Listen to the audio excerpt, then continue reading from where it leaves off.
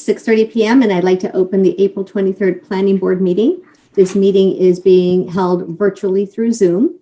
So I'm going to explain our process for tonight. The town of Littleton began conducting remote participation Zoom meetings pursuant to Governor Baker's emergency order suspending certain provisions of the open meeting law on March 19, 2020. Since that time, unanticipated legal concerns related to the open meeting law have been brought to our attention by the town clerk. Those concerns were supported by the Attorney General's office and confirmed by town council. One concern is that the chat function allows a parallel text conversation to a board's public meeting. Chat is essentially running commentary that is occurring, but it is not moderated or followed by the chair. All participants and listeners may not be aware of comments being made because some meeting participants joined by phone and did not see those conversations. Another concern is conversations between residents within the chat room, which are not incorporated into the public record. In response to these concerns, the town will implement the following changes, which in no way prohibit any member of the public from participating in discussion and sharing information during a public meeting, and will ensure that all listeners and participants have equal access to this meeting. People that join the Zoom meeting are set so their microphones are muted. If you call in by phone, please use *6 to mute or unmute your phone. So that the meeting can occur in an orderly fashion, we ask that people who join keep their microphones on mute so background noises do not interfere with the meeting. If you wish to participate in the meeting, please use the raise your hand function available on Zoom. Or if you called in by phone, dial *9, which will activate the raise your hand function. The meeting host will notify the chairperson if the raised hands and the chairperson will determine whether and when to allow for public comment. When called upon, participants should unmute, then state their name and address. After speaking, we request the participant return their microphone back to mute.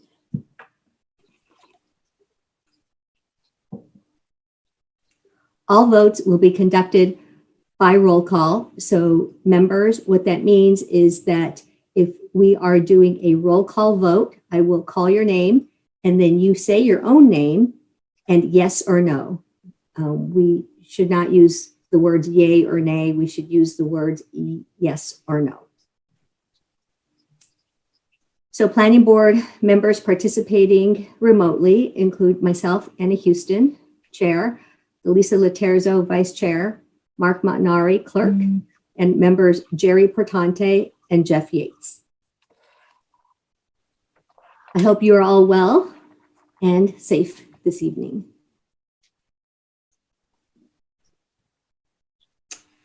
So first thing on our agenda, item number 1 is board business, and I will review the agenda.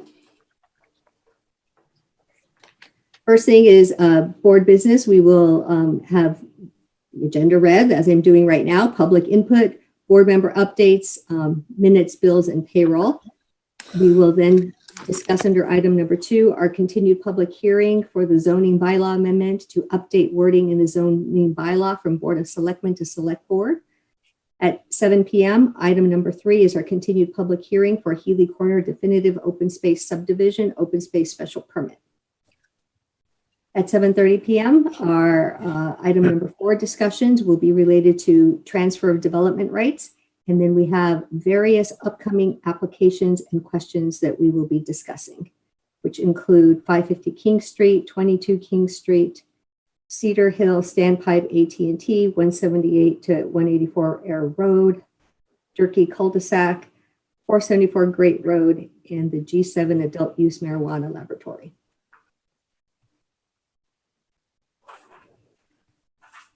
You done hearing me talk yet? Okay, last thing, I promise. So board members, something for us to know about our work. Massachusetts House Bill 4598, signed into law earlier this month, says that all permit guidelines, all permit deadlines are told suspended until 45 days following the lifting of the current state of emergency.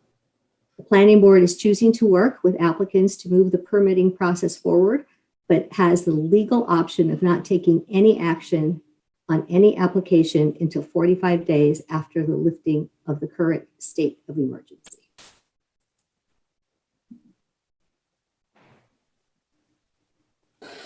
Okay.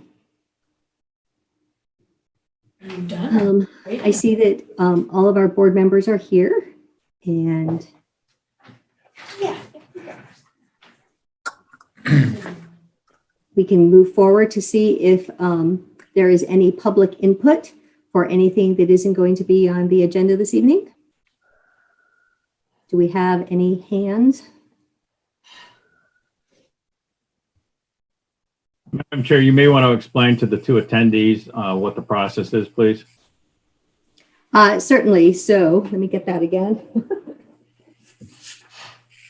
If you are going to be providing public comment, please use *6 to mute or unmute your phone, and then state your name and address so that you can begin talking. The other option is if it's a participant that's joining through the regular Zoom link, instead of calling in, they just over on the participants panel or attendees panel, they just do the raise your hand option, and I'll be able to see a little that hand icon. Yep. My guess is that the attendees are here for the 7 o'clock hearing, Okay. given the names. All right. Thank you. So we'll move on then to board member updates. Are there any updates on any projects that you would like to talk about? I have nothing. I'm good. Oh, but I do have a question that relates to something I normally would provide an update on. Maren, anything from Judy Barrett and the Littleton Station? No, I don't have anything new from her. Okay. Okay, thank you. And so with that, we will continue on. No board member updates. Item D is our minutes for March 5th and April 2nd, and we do not have minutes prepared yet. So we will look to those for the next meeting. That's the hope. The minutes is what I usually have to let go first if things get extra busy. So sorry about that. And the next item, E, bills and payroll. I do have that you all elected me to review for planning department staff, Maren and Lucia. And so that has been submitted to me for review. And so I will be working on that as well. Yeah. Okay. And we do have a list of bills. I didn't know if you wanted me just to read those off. So sure, that would be helpful. Thanks, Maren. Okay, we have 4 bills. First from Gatehouse Media for the public hearing notice for the zoning bylaw amendment for Select Board. That amount is $127.32. Second bill is from Util for work on the form-based code. This bill is for $1,452.50. Third bill is from Green International for construction inspections at Durkee Farm Estates. That's $375. The fourth bill is Green International Affiliates for K Estates construction inspections, $1,920. Great. So I'll take a look at those and go ahead and approve them if all is good. Thank you, Maren.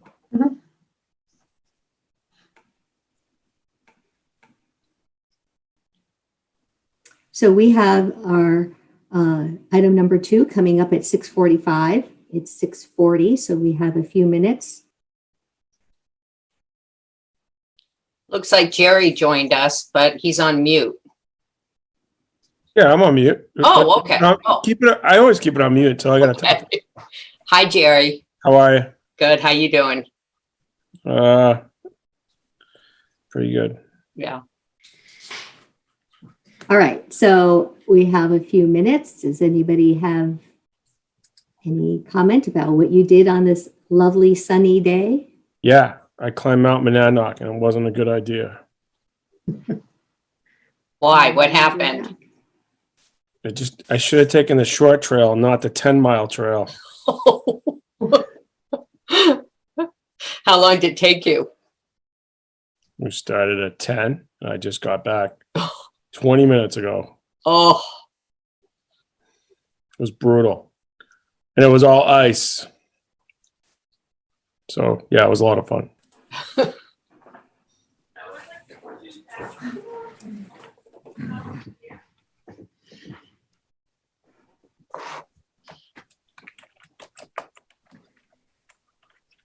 It was a nice day to take a walk.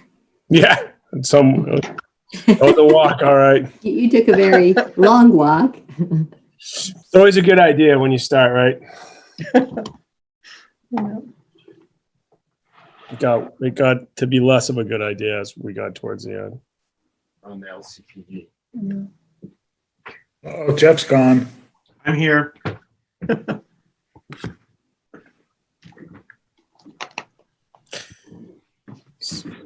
Okay.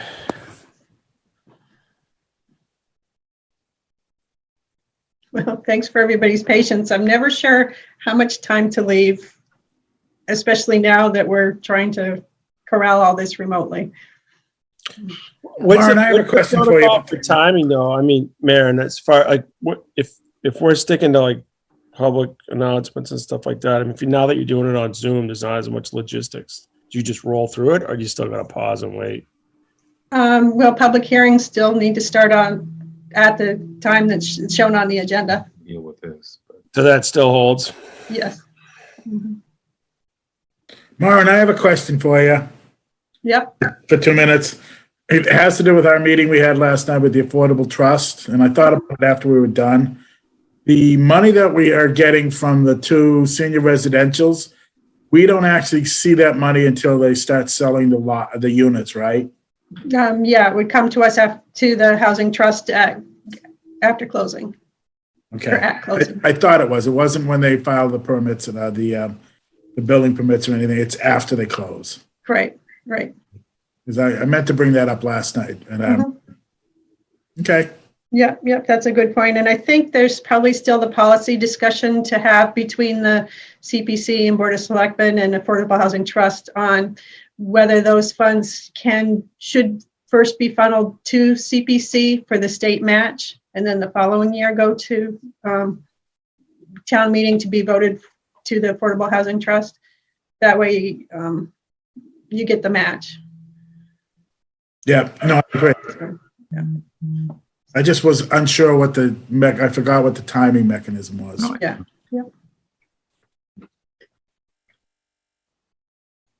Sorry to get into the weeds.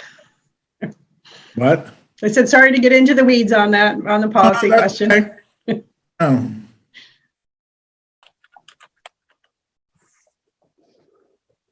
It's just killing time anyway. I already knew the answer. There you go. Thank you. Just want to see if you were going to say the same thing. You're just And I do. educating all of us. Good. You did good. Good. All right. I killed enough time. Can we move on? Okay, so item number 2 is our continued public hearing for the zoning bylaw amendment to update wording in the zoning bylaw from Board of Selectmen to Select Board. And so that means that wherever these words appear in the zoning bylaw, the words Select Board will replace the words Board of Selectmen. It would be changed 11 times in the text of Littleton's bylaws. Is there any discussion? I have none. Nope, I'm good. Sign of the times.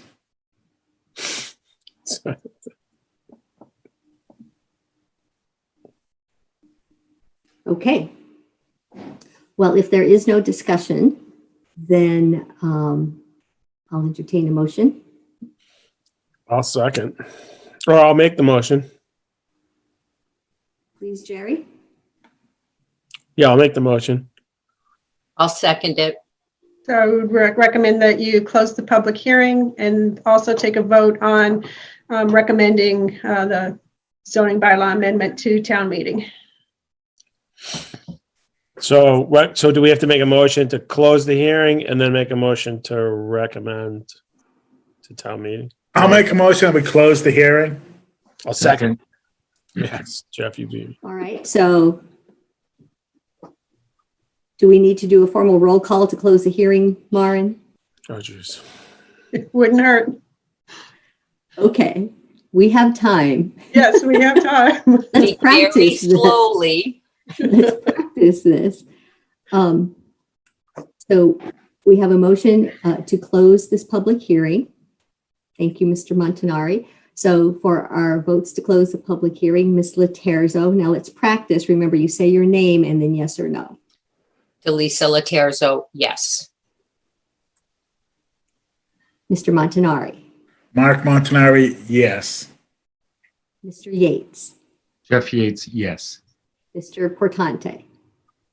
Jerry Portante, yes. Thank you. So the public meeting is closed. So I'll make a motion that we send to town meeting the zoning amended bylaw to change the wording everywhere it appears in our zoning regs from Board of Selectmen to Select Board. I guess that's basically the amendment in a nutshell. Mhm. Jerry Portante, second. Thank you. All right, so now we are voting on the motion. Ms. Laterzo, Delisa Laterzo, yes. Mr. Montanari, Mark Montanari, yes. Mr. Portante, Jerry Portante, yes. Mr. Yates, Jeff Yates, yes. Anna Houston, yes. And just to be sure, I also voted yes on closing the hearing. You did. All right.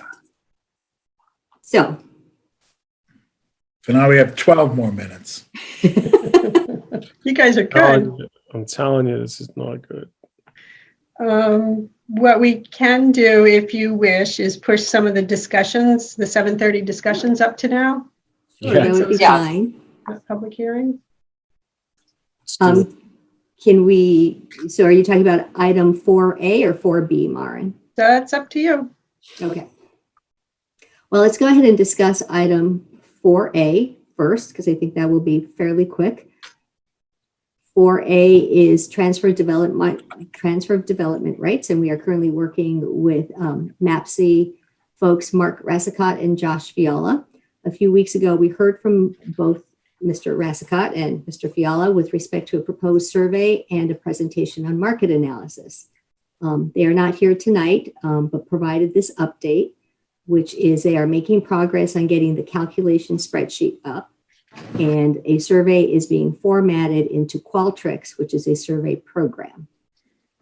So do we have any comments or questions on that from any of the board members? Sounds good. Casey? Okay. I like the used, visual examples, tying the questions into that. Yep, it was nice that they used the visuals. I would agree. I think it will really help with the survey. Mm.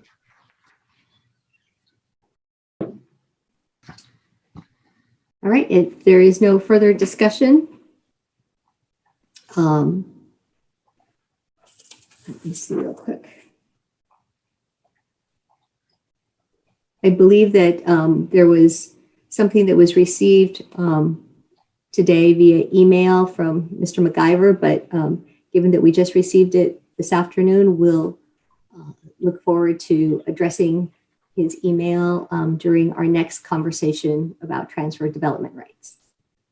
Yes, I responded to him, and he's just looking for a recommendation how to stay involved in the process. And I outlined, that he's already signaled that he wants to remain active in the TDR discussions, and likely the next time we'll see MAPC is at the May meeting. So we'll make sure that we reach out to Don as well for that. Good, thank you. All right, so we still have 10 minutes, so let's move into the items under 4B for upcoming applications and questions. So let's take each of these one at a time and discuss if and when we would like to hear these, recognizing that we have an upcoming meeting on Thursday, May 7th, and then another one on Thursday, June 4th. Is the May 7th agenda, Maren, how full is that? Do we know yet? I can't remember from our last meeting what we have.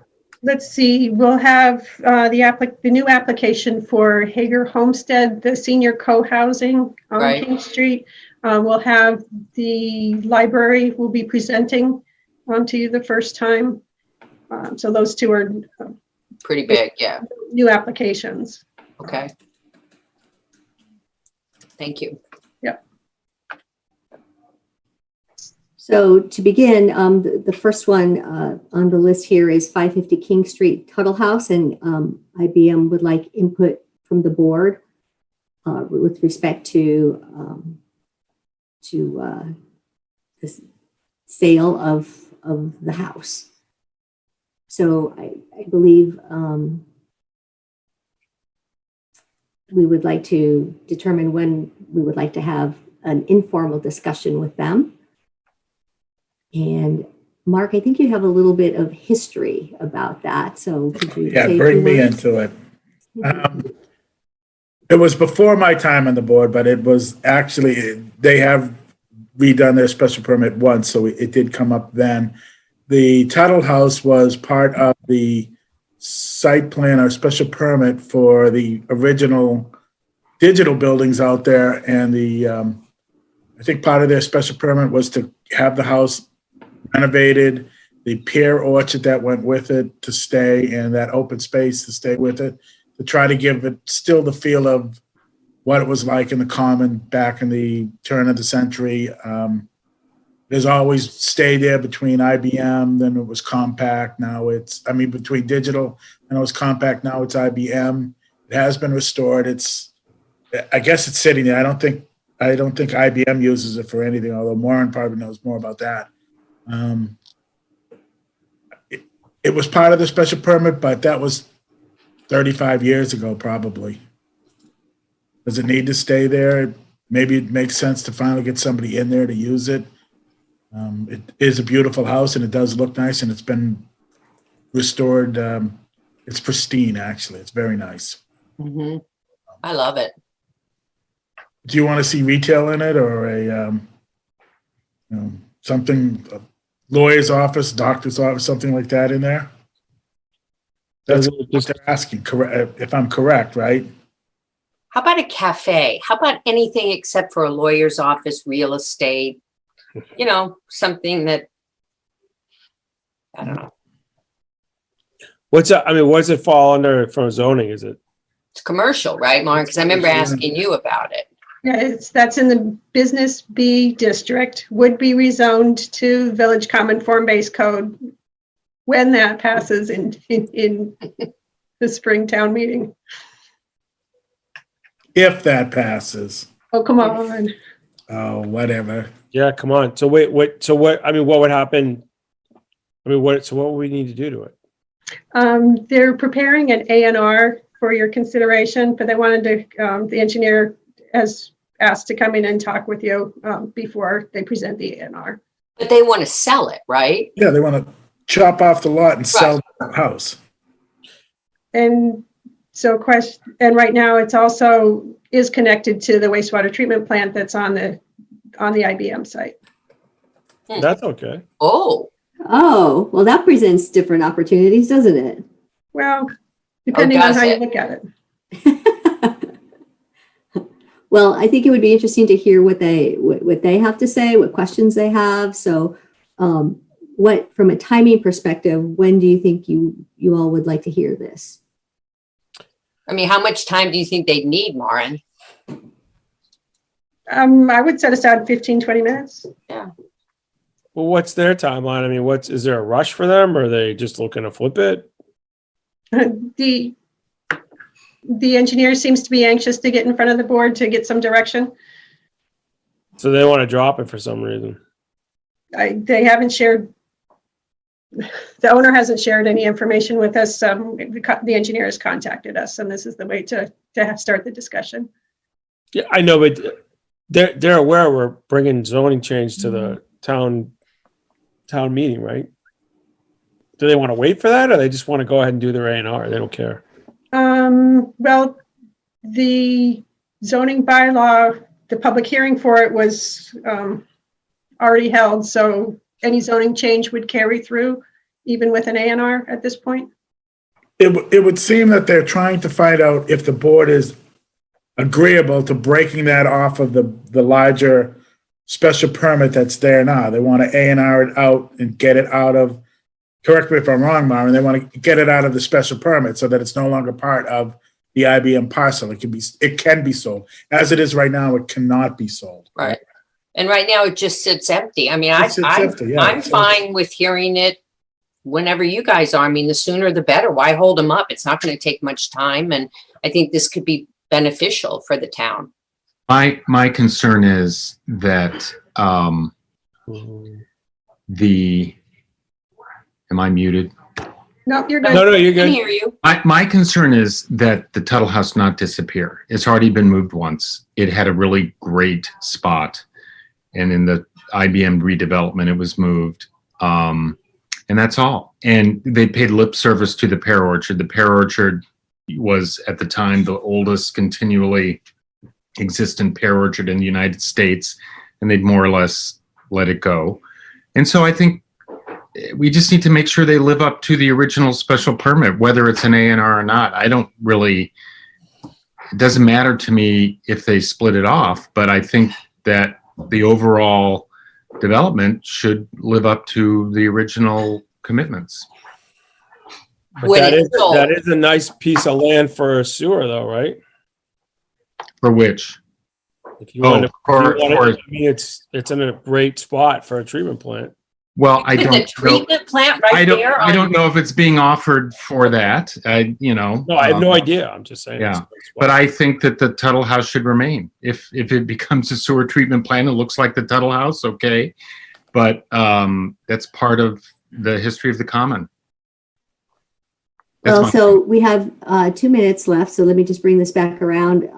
Would you take a quick look at the list of the other items that are on for us to determine when to get them onto the agenda, so that way you can see where you'd like to place this, whether it's May, June, or after June. Well, I see that 474 Great Road and Neshoba Lock. That's been an ongoing issue, right? I mean, Jeff, you've been involved in that, so that Yep. we probably need to address that pretty No, soon. actually, the Or not. request, right, the request from them is for more time to get information together, so they'll have a submittal to us. So that was the update on that one.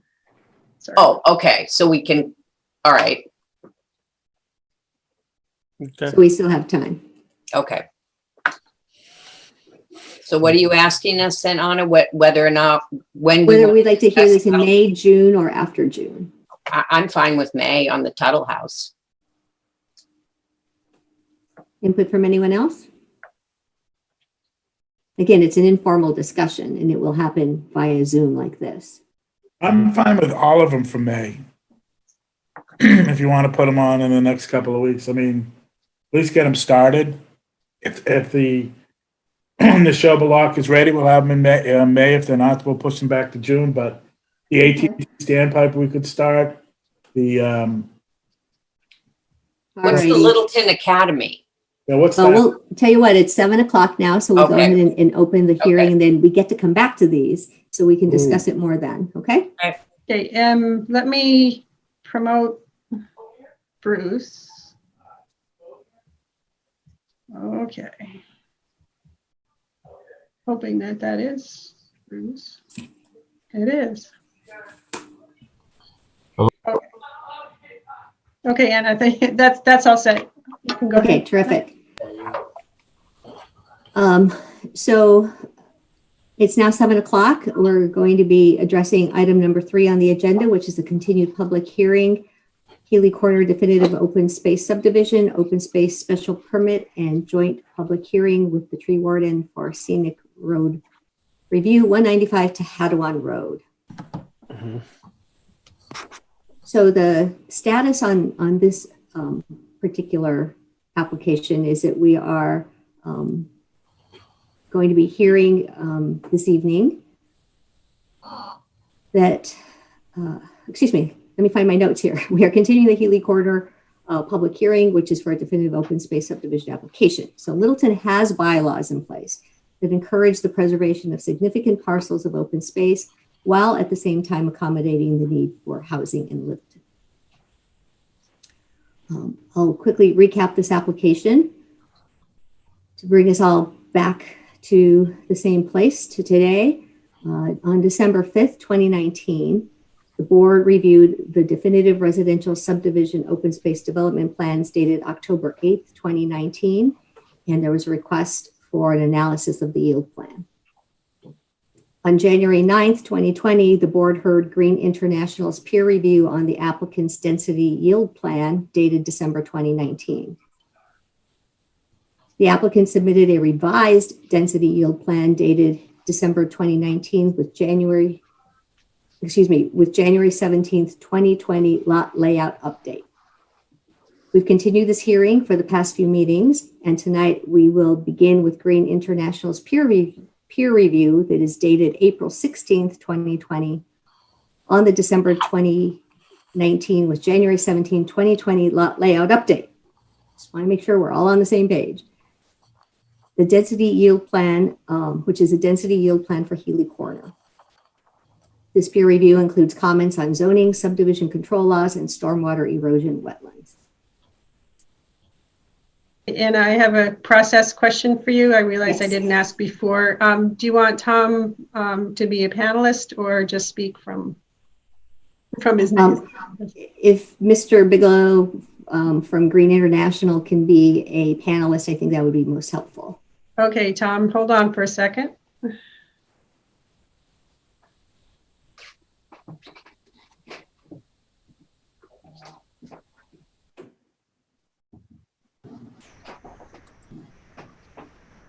Should be good now. Okay. All right. So on our panelist screen, we now have, in addition to the board members, we have Tom Bigelow from Green International and Bruce Ringwald, and they can also introduce themselves when they come on. So what I think we should do for the review is go through the items one at a time, and so then be able to provide Mr. Ringwald with an opportunity to respond. I think the big question here is what we have been asked for is to determine the number of lots based on the density yield plan. So, Mr. Bigelow, are you ready to begin?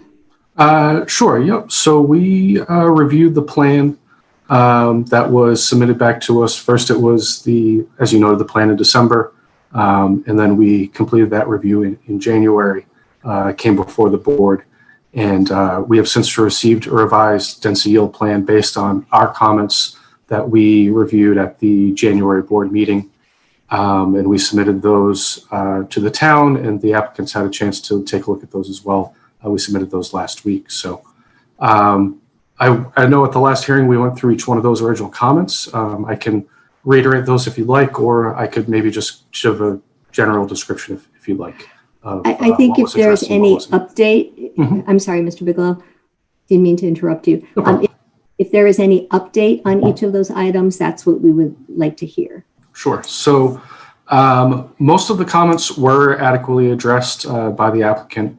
Most of our comments were related to being able to show some additional features such as stormwater management areas, driveways, and I believe some revised house locations based off of just to better understand what the total yield out of this parcel could be. And we feel that with the added information, for the most part, those comments have been addressed.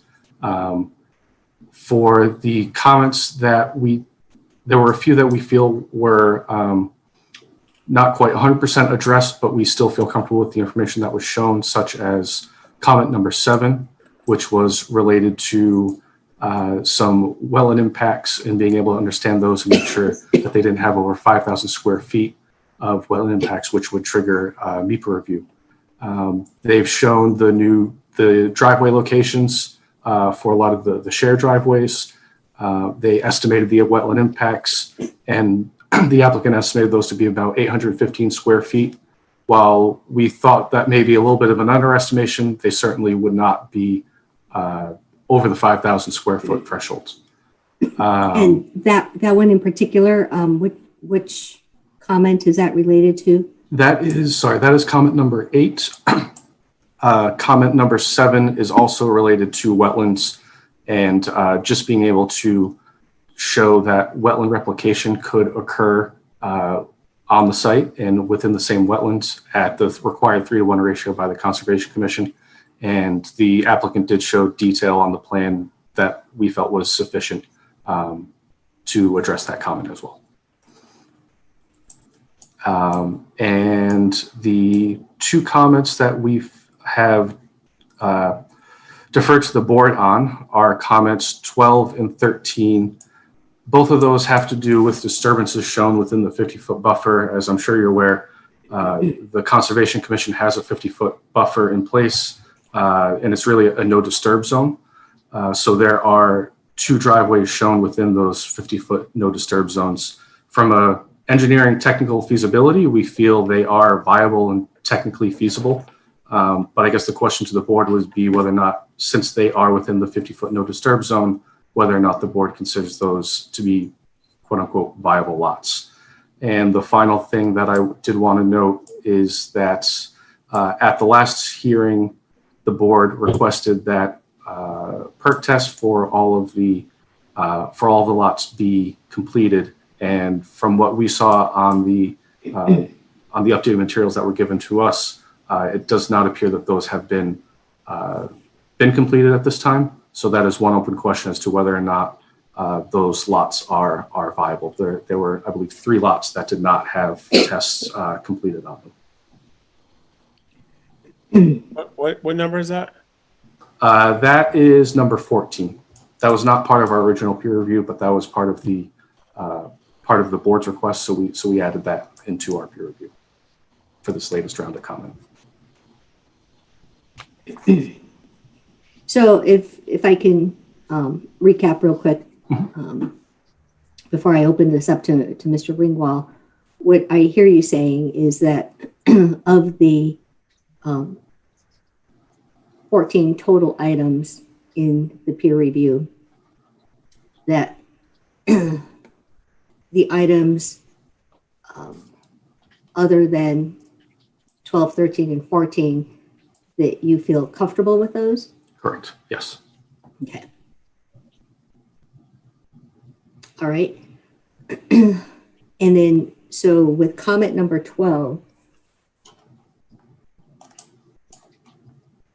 let's go ahead and talk about that one. Hi. I see Mr. Ringwald raising his hand. Good evening. Might it be helpful if... Could you please just introduce yourself real quick? Oh, certainly. Good evening, Bruce Ringwald from Goldsmith Preston Ringwald, representing Glavy Family Nominated Trust, Healy Corner, proposed open space development. And I'm wondering if it might be helpful if I could put the yield plan up and share my screen on that. Would that be helpful? I think it would. Okay.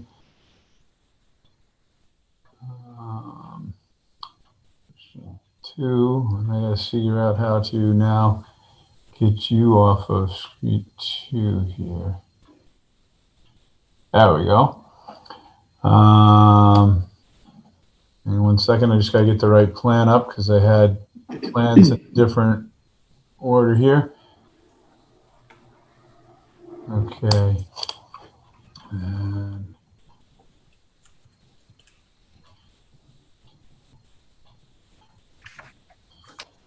okay, so you're on number 12, I think it was. Is that where we wanted to start, or did you want to start in 7A? I'm not sure where you wanted to start. Okay, so to be efficient, what I've asked from Mr. Bigelow is to identify the items in the peer review that were still of some concern. And he indicated item number 12. And item number 12 says the applicant should show the applicable buffer zones and no disturbance areas on lot 6. It appears the dwelling on lot 6 is within the Littleton Conservation Commission's 50-foot buffer for wetlands, and the septic system may be within the no disturbance area as well. So we are speaking specifically about lot 6. Okay. So this is lot 6 here. Can you see my cursor going around? Yes. Okay. So this is lot 6. It has its frontage up here on Dennis Circle, but it has its access via a shared drive, and it does have a wetland crossing. It does cross within the 50-foot buffer here, obviously the crossing, and then back out. This highlighted line right here is the 50-foot buffer on this portion of lot 6. There's much more upland further back, but this is the closer portion. It's showing a septic system that was done here using a 30-minute inch perk rate, which up in the field we had 20-minute inch perk rates, and shows the house. I was able to get testing scheduled with Mr. Griffey. Testing was one of the things that was asked for of us, and initially I was in discussions trying to figure out how to go about doing the testing, given that we were into the high groundwater season. Then we got into the COVID-19, and Jim was very busy. He was able to go out and do testing with me. We went out on Tuesday morning. We tested the 4 lots that were missing, but we're talking about lot 6 right now. Had very good soils. Both he and I agree to the soils as a loamy sand, and that would provide a much smaller septic system than what's here. But we've maintained this large system, just showing that it can fit outside the 50-foot buffer. But there is definitely a crossing of the 50-foot no disturb zone and of the wetlands.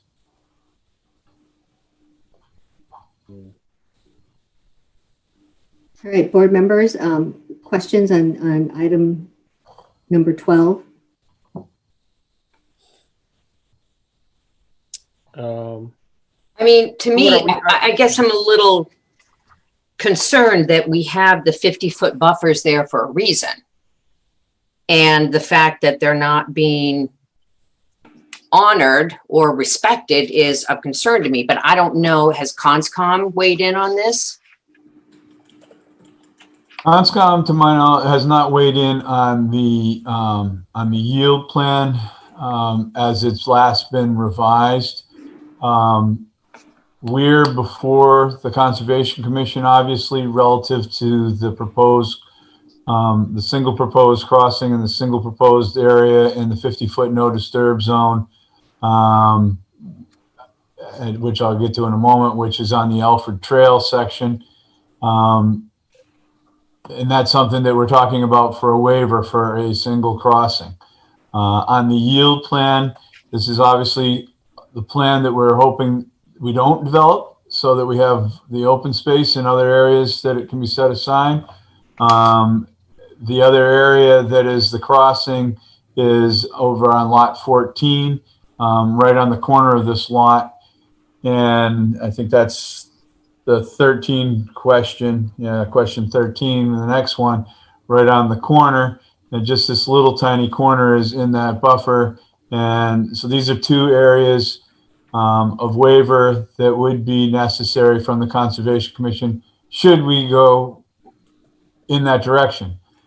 It wasn't a direction that we all agreed back in February, I think it was, of 19, that we didn't want to go that way, that we wanted to do the open space plan. But yes, there are two areas here that are in question. This is 6 and 14, right? That's correct. Correct.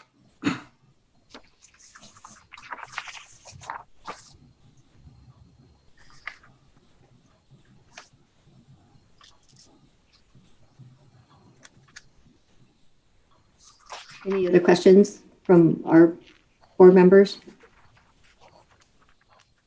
Well, You know, I'm sorry, go ahead, Jerry. well, I guess my question is procedurally, like, we don't really have, do we want to vote on this tonight, or do we want to keep going through the items? Well, I think we only have another couple to go through and then we can talk about it, but.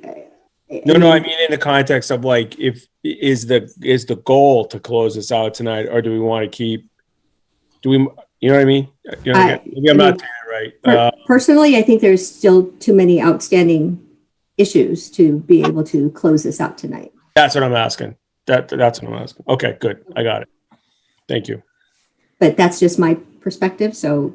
But aren't we really trying to decide whether we want to go with the conventional plan or an open space plan right now? I thought we made that decision back in February of 19, and we were at a point where we had reviewed the open space development, and the abutters raised an issue that was a valid issue relative to the yield plan.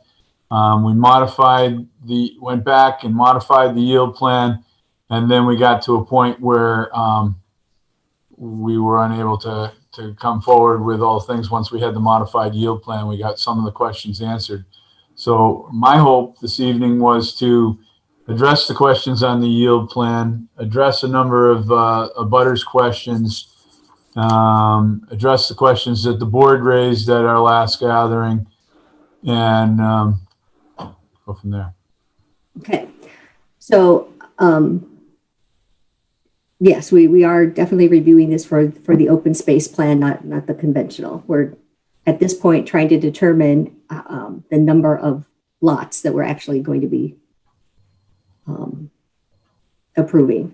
So on question 12, my comment was going to be that everything is tenuous enough as it is in the open space area, and to know that Conscom would have to issue a waiver on this particular lot in order for it to be viable poses a concern for me about this lot's viability. So that's my thoughts on lot 6. Lot 6, yeah. That makes sense. Any other comments? Yeah, I don't know. I think it sounds like maybe for the density yield plan questions in aggregate, if they can be satisfied in the next, I don't know, couple of meetings, that should be the goal, right? In order to get to an agreed upon density yield, we should all agree that that's the viable yield plan. I think we should discuss that, Jerry, and let's go ahead and go through item number 13 and 14, and then let's discuss that. Yeah, okay. Okay, thank you. So on item number 13. On item number 13, that's over here on lot 14, and previously Tom's group, Green International affiliates, had said that based on the plan, they questioned 14 But then when we showed them that it was going to be a shared or a common driveway that comes into the property across, across 13 and then onto 14, and then the buffer zone here, the 50-foot buffer line. I'm sorry, Mr. Ringwald, could you please share your screen with us again? Because it would be really helpful to see. I thought it was there. No, It was taken away. Yeah, when we started to have the discussion. Sorry, I should have mentioned that. Okay, it was up on my screen, so I didn't know. I apologize. All right. Let's see here if I can do a quick comment. I can draw a little line, see if I can get this right.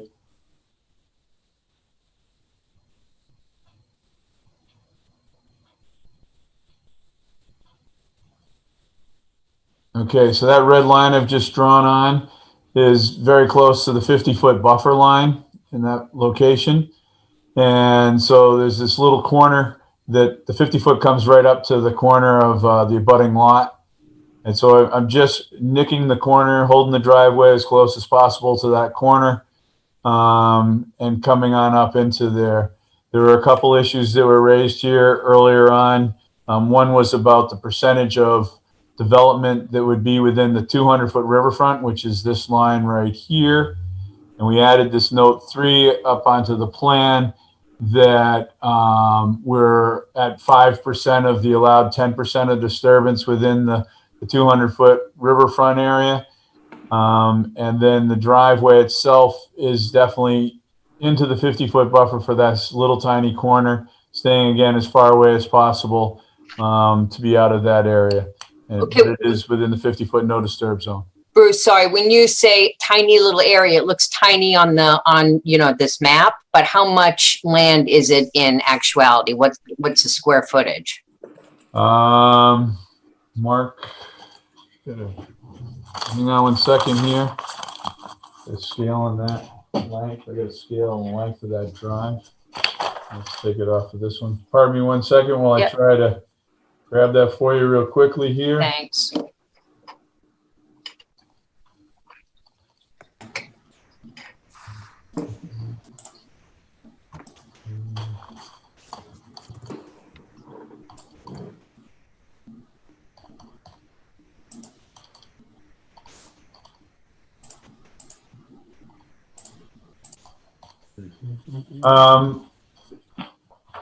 We're giving some grading for the driveway and holding it to the end, probably right around 1,000 square feet. Okay. Thank you.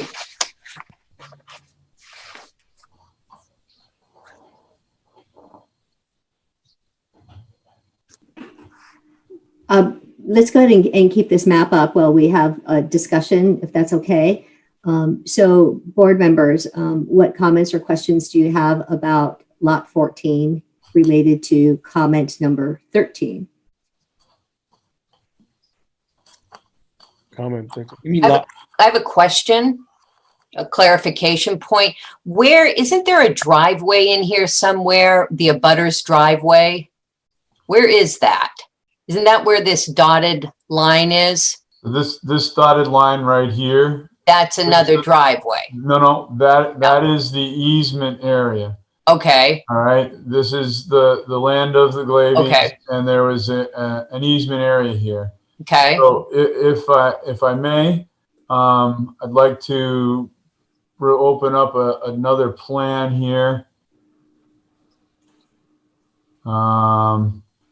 This plan back some time ago, it was one of the first definitive hearings. The issue was brought up that there was a driveway on this by one of the abutters, and we knew that it was in the easement. We had survey go out and locate the driveway, but somehow or other, it never made it onto the revisions of the plans that we did. And I apologize for that. It was located immediately, and we got the data. We checked it in the office, but it never made it onto the plan. This plan right here would be the section that shows up on our sheet C41. Which is an existing conditions plan. shows the dashed line for the easement, shows this is where the driveway is, and this is where a cart path is that comes from Harwood Road onto the property where Nellie's path is, quote unquote. This next sheet over here shows where we had a proposed drive coming into the parking that actually showed on the plans coming over their driveway. And then on this plan, we showed the grading and the drainage for that. And again, this was over here. I've shifted it over. More importantly, this is the yield plan, and this is what we're talking about right now. I bring this up into here. This is where their driveway is. Okay. This is dark black dashed line is the easement. And what we've done here is we've shifted the driveway. Now this driveway could go over their driveway and then split off.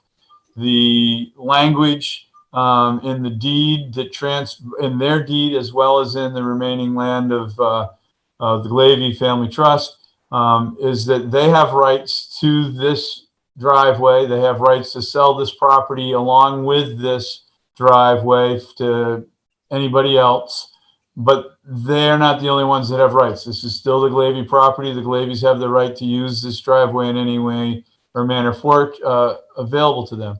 I have talked with the applicants, and they're fine with not using that driveway, with coming along the existing cart path, and then having a driveway, if we're looking at the yield plan, that would go by their driveway and up into this area.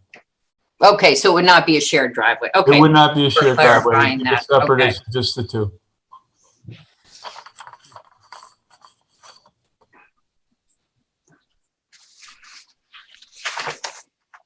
Board members, any other comments or questions?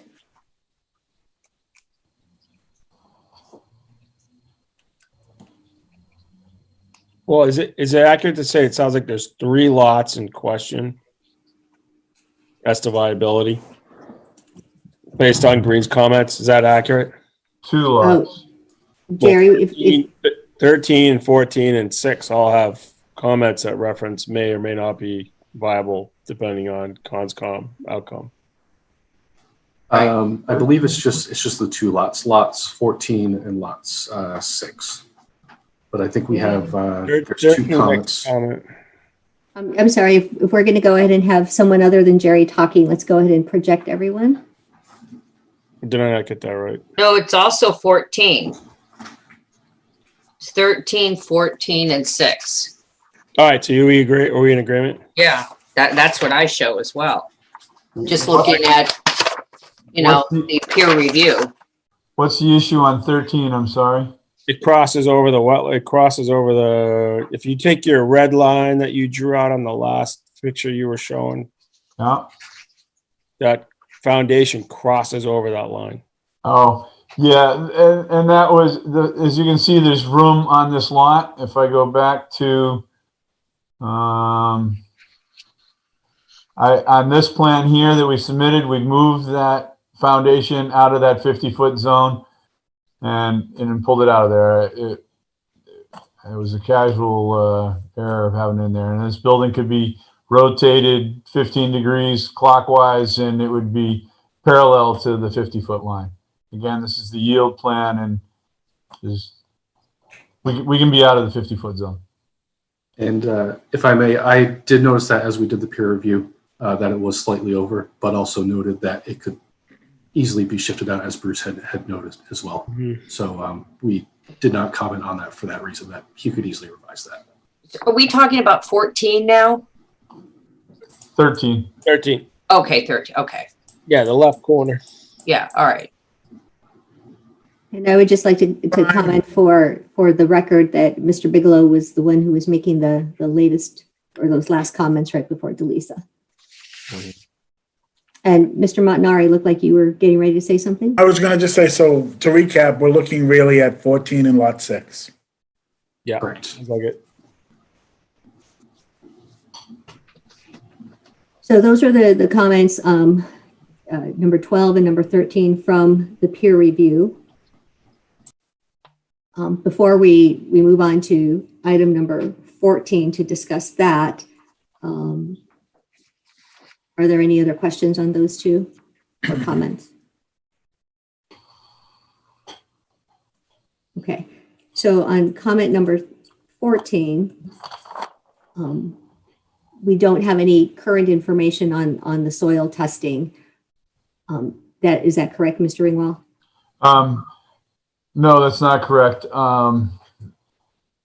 Again, Well, due to timing, I was unable to get the data in advance. I was out there on Tuesday with Mr. Griffey. I did submit data to Warren this afternoon. We did testing on the lots in question. If I can share a screen again, I can show you exactly where the testing was done. Well, actually, because we don't have a chance to really review it, we'll go ahead and review it as time allows and provide feedback at a future meeting if that's what the board determines. But the soil testing piece of it is important. I just wanted to identify, you said something earlier that there were 4 lots that had not been tested. Could you please just identify what 4 lots those are? May I share the screen, please? Sure, go ahead, sorry.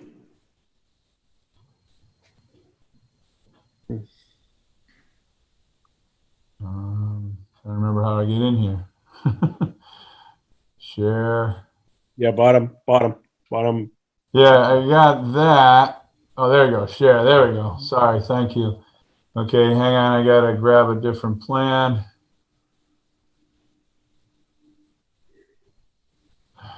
Okay. So, lot 7, lot 6, 7, 8, and 9 sat in an area where the lot lines were different before with the previous plan. And when I had to shift the plan, we had to shift in a manner that I did not have. I've got lots of testing on the property all over the place. And what we had done was we had designed a septic system layout based upon compatible testing. So the testing of this lot here, lot 5, was a slower perk and a larger system. So I did that here. The soils map shows a soils divide coming through here. Soil maps are very general. And, that's why we do actual testing to get better indications. So over here was very good testing, which is where we have the communal system. And so I had proposed a smaller system needed for this lot, had testing right here, very, very close, less than 40 feet away from it, but it was not on that specific area. Down here, we had good results from soils maps, but no testing. And the same thing over here. So I used the larger systems, the slower ones, to be conservative. Mr. Ringwald? Yes. Mr. Ringwald, I appreciate that you answered my question. And so what I would like to do is to be able to hold off on a full discussion about the soils testing until we've had an opportunity to review what the results were. If I may, we've had this discussion at a previous meeting relative to the amount of soil testing that was done on the property versus the amount of soil testing that has been asked of other open space developments on their conventional plans versus their lots. We've tested every single lot in many places, and now we've got testing for these lots that yields results that are would allow for systems smaller than that which we show on the plan. And so the areas are more than compatible, and I think it should be evidence that should be accepted in. Well, it most definitely has been accepted in, but we haven't had a chance to review it.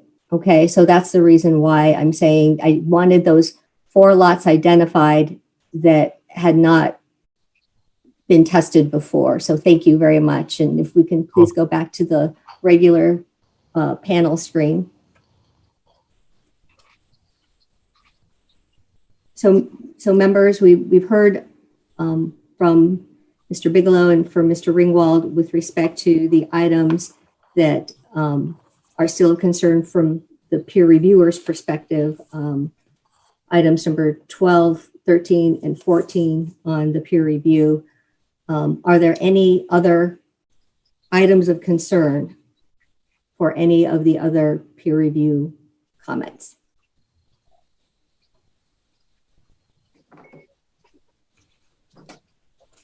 Yeah, based on the comments, I don't have any.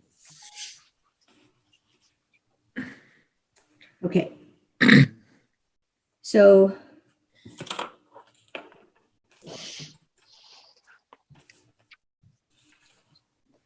I had just two small clarifying questions for Mr. Bigelow. On item number 1, which speaks to the, let me look at it, please. Which speaks to lot shape values. I know in your recommendation, it was lot shape values greater than 0.41, and 2 of them are between 0.4 and 0.41. So I know that that's not a very big difference, but wanted to get your perspective on whether that's still okay. Correct. So we made that comment.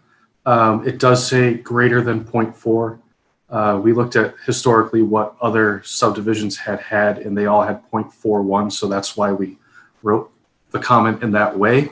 But when we saw the revised plan and went back and looked at that Mr. Ringwald provided and looked back at the wording, it does just say greater than 0.4. So we felt that they had demonstrated that they met the zoning requirements. All right, that's what I thought, but I just wanted to confirm. And then, If I may, we did add to the plan. We went through and they now say 0.41. There's nothing smaller than a 0.41 comment anywhere. And that's on the plan that Green International reviewed.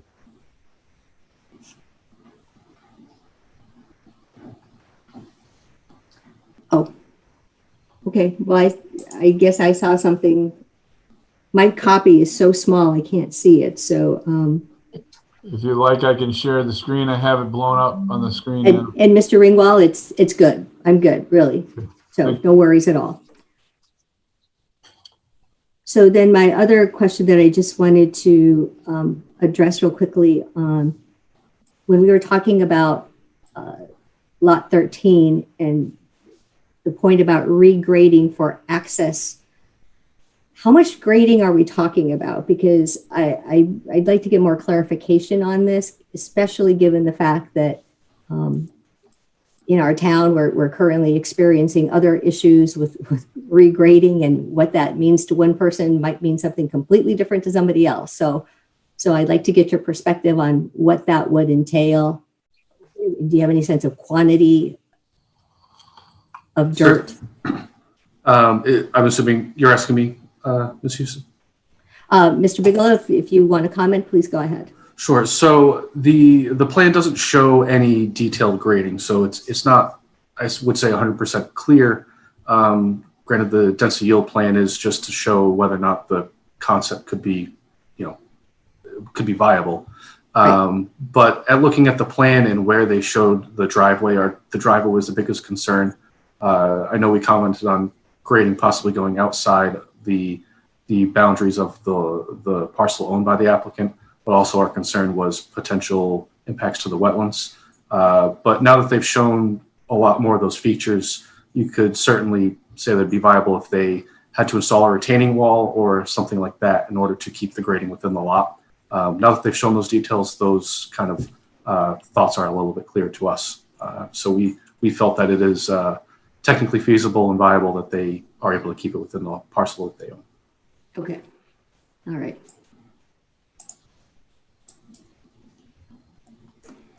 And then finally, Mr. Bigelow, on item number 8, it was a statement where Green International didn't think any of the lots were developable by right. So that has changed as well. Let me just reread that.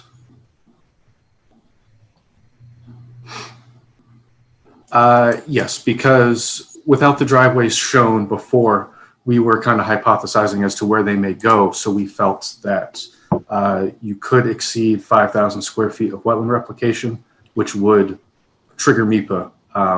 And for a subdivision of this size, historically, they've not provided a MIPA waiver for that sort of wetland disturbance.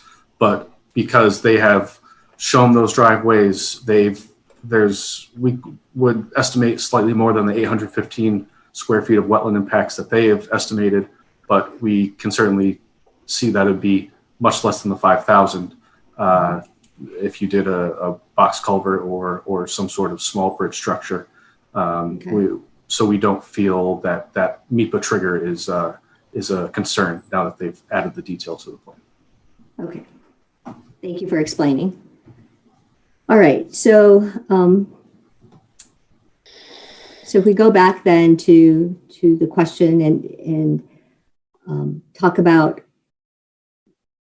the lots that still present a concern. What I heard was that there was still a concern on lot 6 and lot 14. Any others of concern? Not to me, no. I think that's it. Those two lots Okay. are the crux of what we're really discussing right now. Right.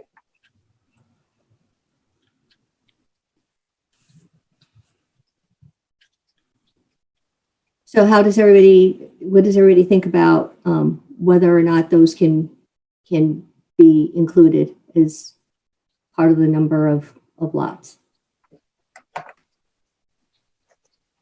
Who wants to go first? You go first, Mike. Me first? Oh, wow. But you clearly, you got something that you want to say. I don't have anything. I just, we've had this for a year. We have two lots that are in question. I think we've done more with this subdivision than we've done with any other subdivision in the town of Littleton. And this is just a density calculation. This isn't even what they want to build. This is just to try to get a number. Correct. I don't have a problem with 14. If I had a problem with any of the lots, I think it would be 6. And I'm not so sure I even have a problem with that one. We're looking at 43 acres here. I think 14 on 43 acres is a lot less than what we've done before. So I think technically they could get everything. This is basically an exercise to come to a number. 14. I'm okay with 14. I'm okay with 14. I really don't have an awful lot. I think they've addressed most everything with green to get to the 14. And I guess I'm there. That's what I have to say about it. That's my opinion. I think considering all the other subdivisions we've done in the past couple of years, they've done a lot more work to get to that 14 number than any other developer has had to get to a rough number. So 14. I'm good with 14. 14 lots. So to recap what you said, you The two lots that were in question. lot 14, but not 6. Is that what I heard you say?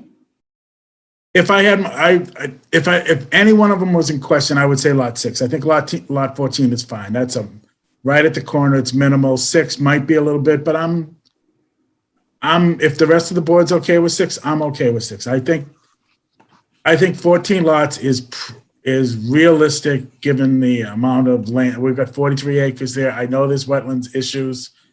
This is an exercise to get to a number. Correct. I understand. And that's what we're trying to get to. Right. Mr. Pertante or Ms. Laterzo, any comments, please? Yeah, I mean, other than, the comments made by Green and whether or not they've been addressed, I don't have a problem with it. Like, seems fine to me. So, If they lose those two lots, if Concom kicks off those two lots, that's not us. In terms of me, I would like Conscom's input on this. For the density plan or just for? Well, because our decisions can't be made in a vacuum. I mean, I think that we have to also take into account what other committees, and certainly because we're talking here about open space, I would like to know what Conscom thinks about invading the buffer zones. And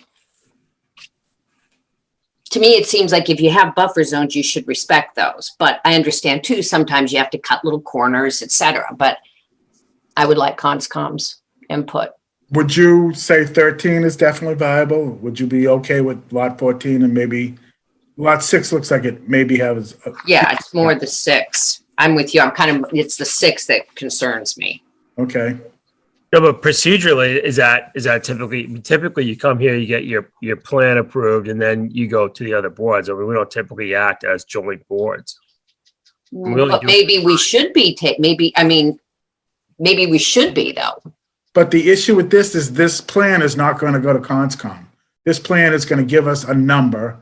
Right. Then the open space kicks in. So this is just, are we comfortable with 14 lots? Are we comfortable with 13? Yeah, but it's within the parameters here. I mean, I'm not comfortable saying, okay, yeah, 14 when we have some issues with 2 of the lots.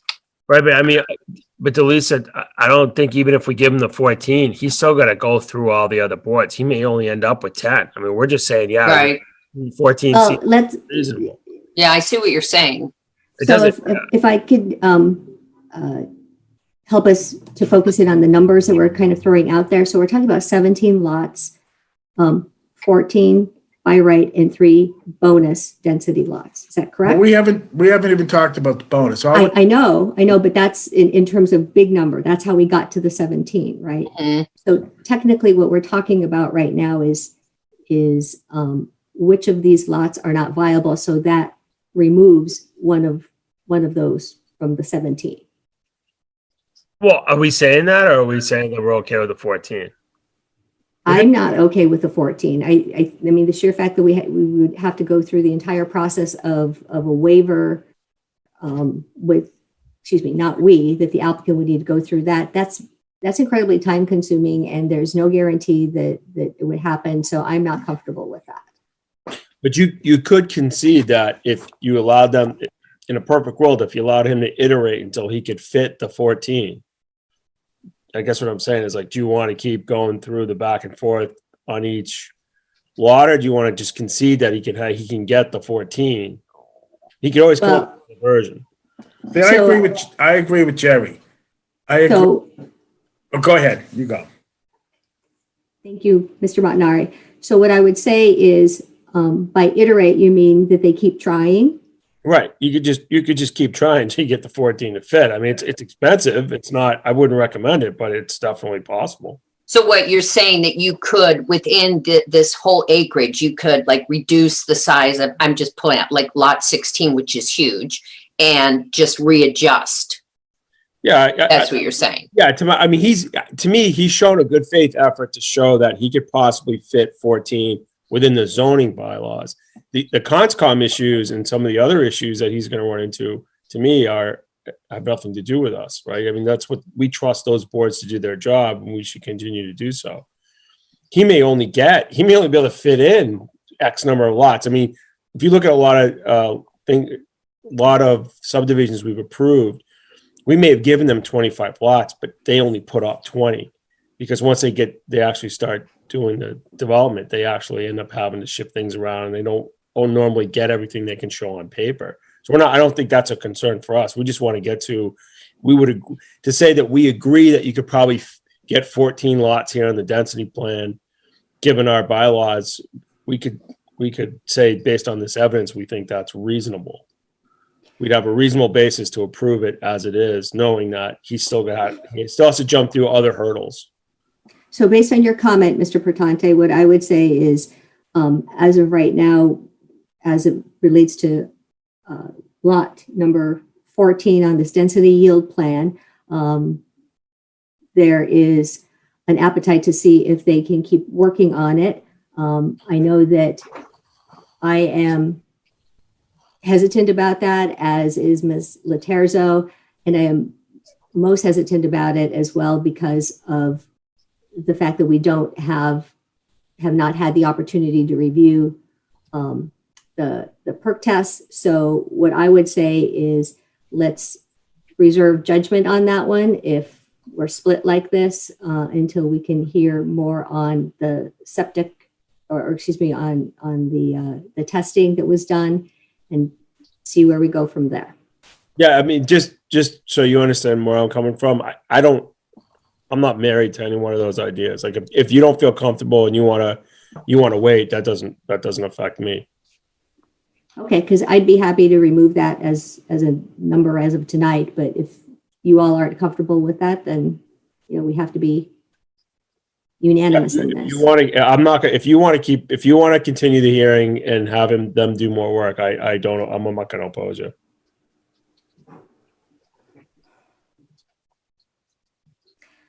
So far we have talked about lot 14. I'm sorry, did I get those confused? We were just talking about lot number 6, weren't we? Or were we talking about 14? No, you had it right. 14. Okay. Okay, so that was 14. So now lot number 6. 6 is the one I was talking about with the waiver. So if I misspoke, I apologize. Trying to keep all these lot numbers and peer review numbers straight. I'm definitely trying.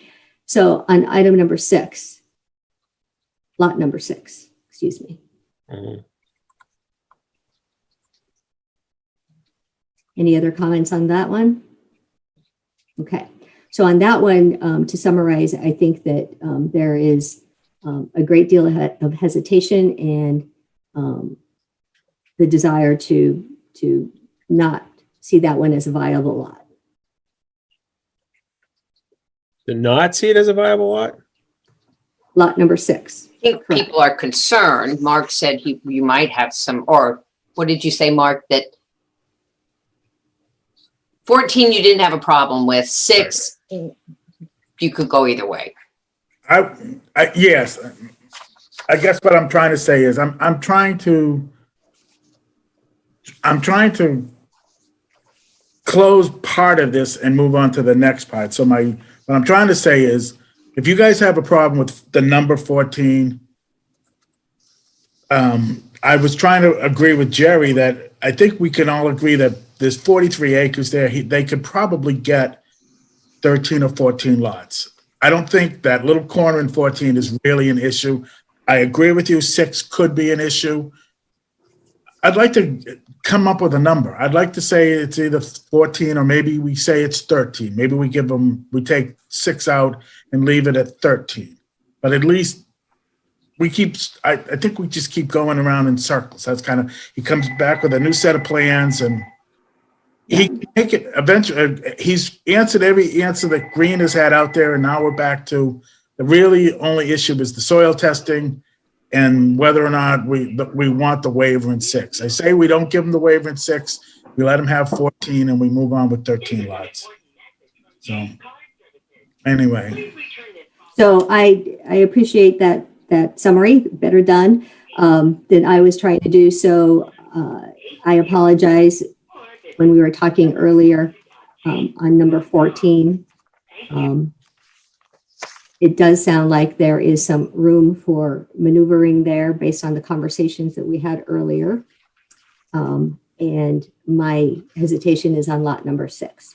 So for now, that's where we are then. We'll reduce this lot viability by 1. Which Wait, that's what you're recommending, to remove lot 6? I'm recommending at this point. We will be opening this up for public comment. But before I do that, I just wanted to see if there's any more question on that. And I wanted to do this in phases, and then we can talk about the bonus lots at the next, after we hear from the public about this. Well, wait, can we ask a procedural question then before we move on? If let's say we did go to 13 lots, he's going to have to redraw this plan. Well, he's going to have to redraw the open space plan. We're going to come up with a number. It's going to be 13. He takes 6 out of there. He He Was was, gonna take 6 out of there. He's gonna take the driveway out of there. He's gonna have to redraw 7 and 5. I mean, you're asking him to do work. Mhm.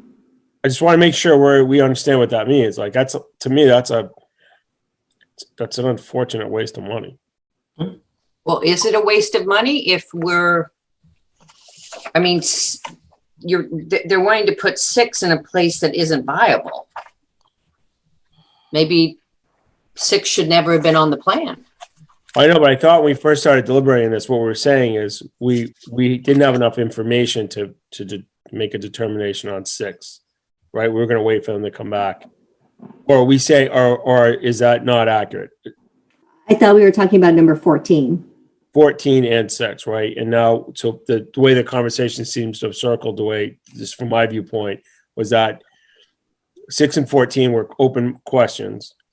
And that if we continued the hearing, you'd give them an opportunity to address those concerns in the next time we talk about it. But if it sounds like now what we're saying is at least 6 is out and we're down to 13. Now, Correct. we're going to continue to deliberate on the hearing and we're going to continue the hearing, then he's going to have to redraw the plan. I guess that's my fault. And I'm trying to get closure to this. I think, Now we want to move on to the other piece, which is the bonus, the 3-lot bonus. I think we could all agree that 14 is very doable. 6 is questionable rather than, and I guess maybe it's really Bruce's decision. If he wants an answer tonight, maybe we go with 13. If Bruce wants to continue to work on it and keep 6, then we have another meeting and we decide whether it's 14 or 13. I guess is where I'm coming from. I just want to make sure we're agreeing on apples. If the question right now that's being put, and Anna, just forgive me if I'm beating this to death. The question is, are we approving 13 or 14 lots tonight? Or are we approving anything tonight? Yeah, fair point. Are we approving anything tonight? Because if we're not, then let's not say. I believe our goal for this evening was to go through the peer review and to be able to identify any lots that were of concern and determine, if we can, their viability or not. On lot number 6, I have heard that there are enough concerns, and also we don't know what the final testing is. So as of right now, that lot is highly in question. And we can just leave it as that. We can say it's highly in question and then we keep moving forward. And then to your point, Jerry, regarding process and what we're asking Mr. Ringwald to do, I think we still need to get through the bonus density lot discussion before we can have that final piece. Yeah. Okay. addressed. Seem fair? Good. Yep. Now I'm on board. So we can ask a question. Yes, Mr. Ringwald. So are we now going to talk about the bonus lot situation? Yeah. Yes. Because this is a lot to take in, I wanted to see if there was any public comment with respect to lots 6 or 14 that we haven't already heard. So folks from the public, if you would like to participate, please raise the hand on your Zoom or hit *6 to indicate that you would like to be able to speak. Okay, Doug Peak. Yes. Name and address, please. Oh, I'm sorry. Douglas Peak, 65 Grimes Lane. Yes. My understanding is with respect to lot 6, that it is on there's 3 lots on a driveway. And when you get up to a 3-way shared driveway, it is required to have a 75-foot minimum radius turnaround at the end. And that is not shown in the drawing, and that will encroach even more on the buffer zone and maybe the wet zone. Great. Thank you, Mr. Peak.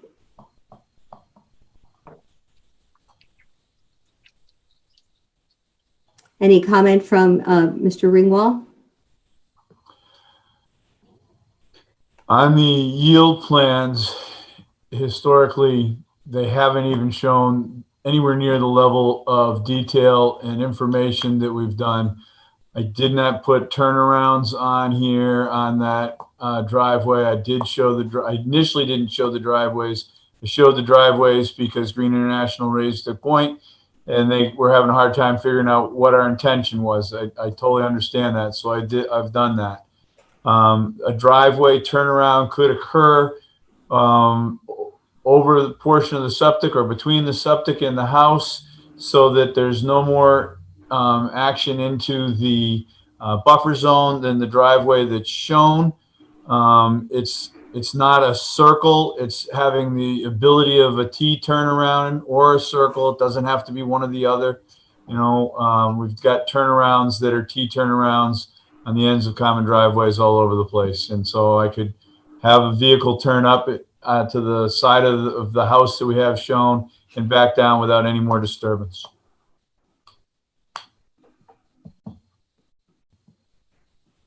Board members, any comment? We've historically done that on a lot of shared driveways where it's just turnarounds, not a cul-de-sac in the end. We have a lot of them in town. Okay. Well, Mr. Peak's concern is duly noted. Thank you. Any other public comment related to lot 6 or 14? Okay. All right. So let's go ahead and go into the conversation about the open space. I would like to thank Mr. Bigelow. You are welcome to stay on as a panelist if you'd like, or not. It's up to you. Yeah, I can stay on that. That's fine. Okay, If you think I may be needed. just in case there's a question Sure. that might come up. All right. So, so regarding the bonus density lots, there are 3, and there is certain criteria that needs to be met.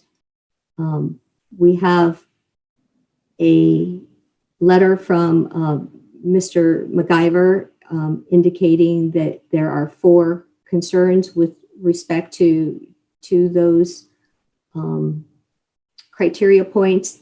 And so I wanted to open it up for discussion to board members as to what you think about that. Well, I think he's got a couple of good points, especially in regards to the frontage. I mean, I'm not sure it qualifies for the 3 bonus lots based on the observations from that letter, and then looking at the criteria, I think it seems to be pretty accurate. I tend to agree with the letters. Mm-hmm. Yeah, I think they brought up some very good points. So with respect to the open space,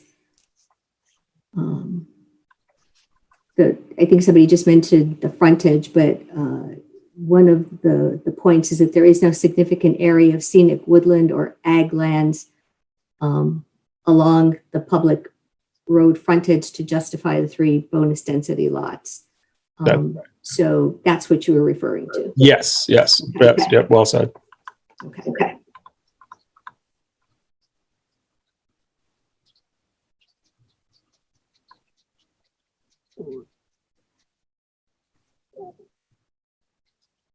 So, Mr. Ringwald, do you have any comments? Definitely. As we presented in the original submission, back when we were talking on the preliminary plan, and when we went to this, we talked about it. We had 2 lots that had front. We had 3 lots then. Now we have 2 lots that are A&R lots on the western portion of the property along Harwood Ave, and we've added in. We did lose one of the frontage lots, the A&R lots down there, but we added in another A&R lot up closer along the backside of lot 11 on this yield plan. I don't know if you want to put the screen back on or not, but, That would be helpful. Thank you. okay.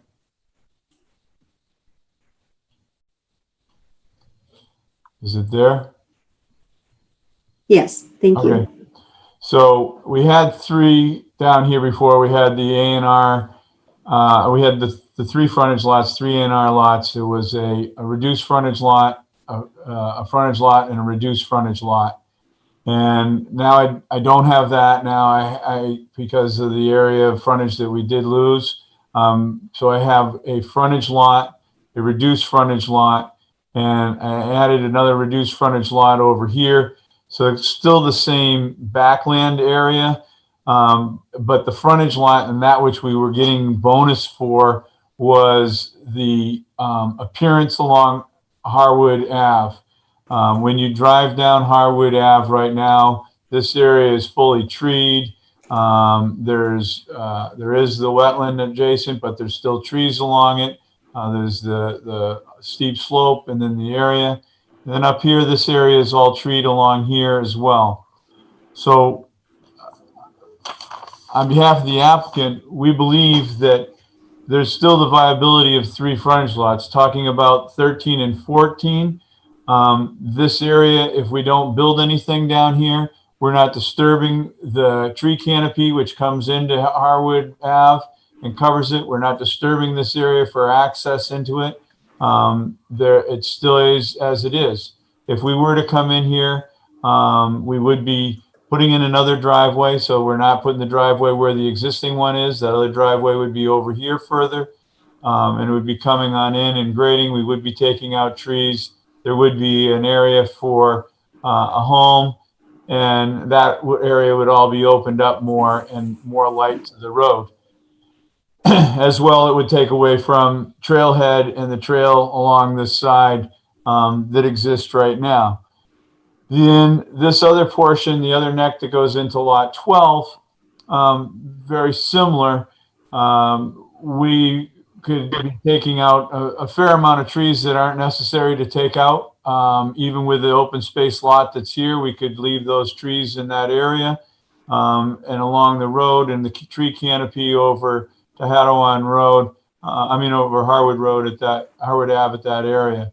So on behalf of the applicant, we still feel that there's three bonus lots here that taking away from, and I'm going to bring this over into here, taking away from these three bonus lots here and going with this conventional is such, if you guys are talking that lot 6 isn't a viable lot and then you're taking three more bonus lots away or some number thereof, we're going from a number of 17 to some number much lower, and it comes to a point where this plan becomes a very viable plan, and then there's no open space set up for anything. And we've, out of a 44, Mark says 43, it's 44-acre parcel.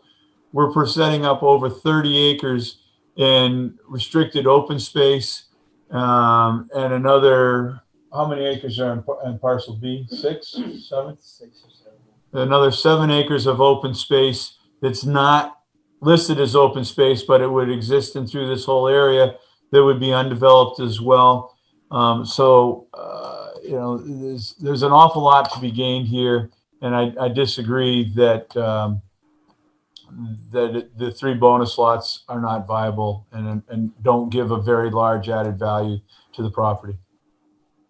Where are you proposing to build those three lots? Proposing to build the three lots? Well, when we got to go look at the open space plan, would you want to go to the open space plan at this point? I think that's what we look at, right? Because that's what you got. Your plan, Well, and then you got to go to your open space plan. Don't we need to see that? Certainly. well, hold on real quick. So I would agree, Jerry, we should go to that plan next, but I have a quick question and maybe others do as well.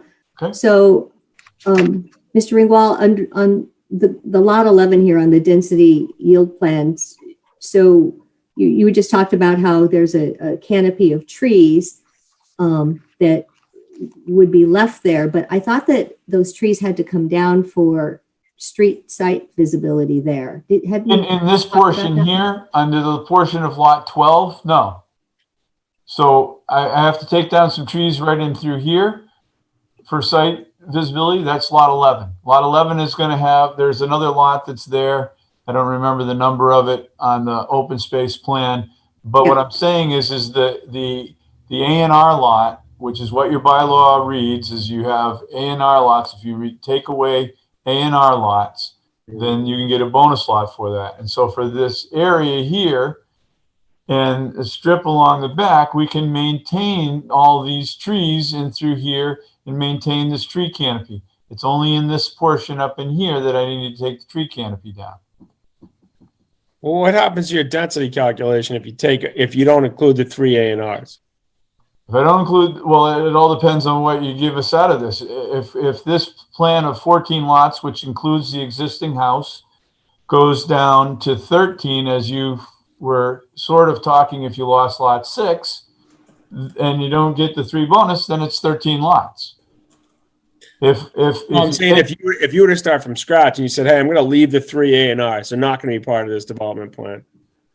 If I'm going to leave the 3 A&Rs and they're not going to be part of this development plan, Yeah.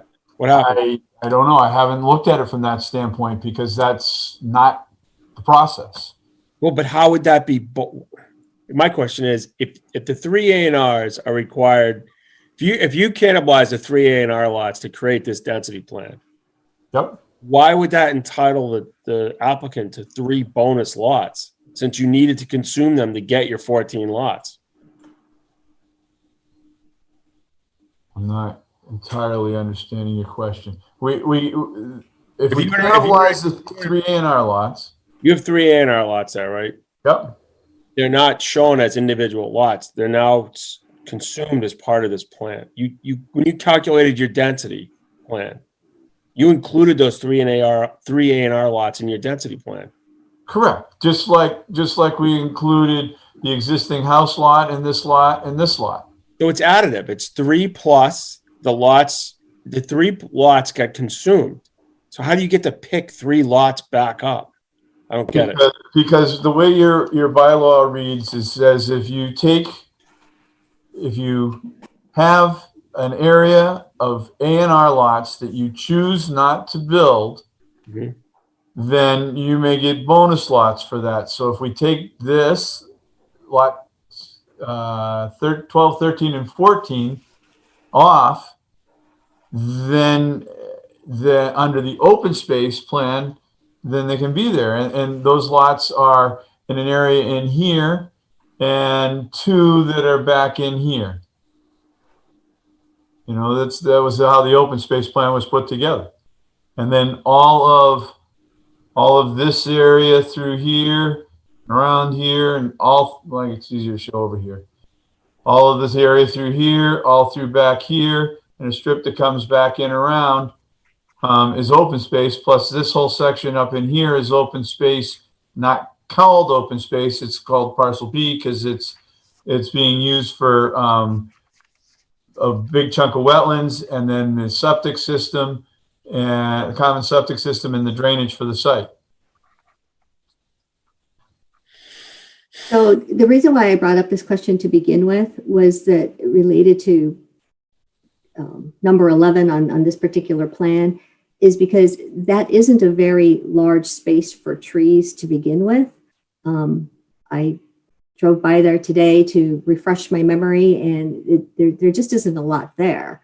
So given the fact that there aren't a lot of trees there to begin with, and then some do need to be removed for sight distance from the entryway, I just don't see how that one would be appropriate to consider for a bonus lot.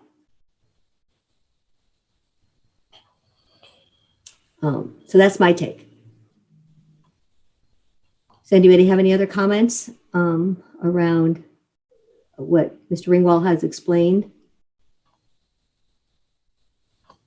I don't.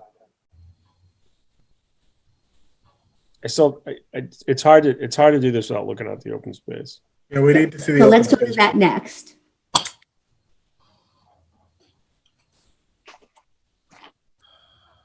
So the density yield plan that we've just been looking at is to determine the number of viable lots. And now we're switching over to the open space plan, which is the plan that would, if all were approved, technically be built.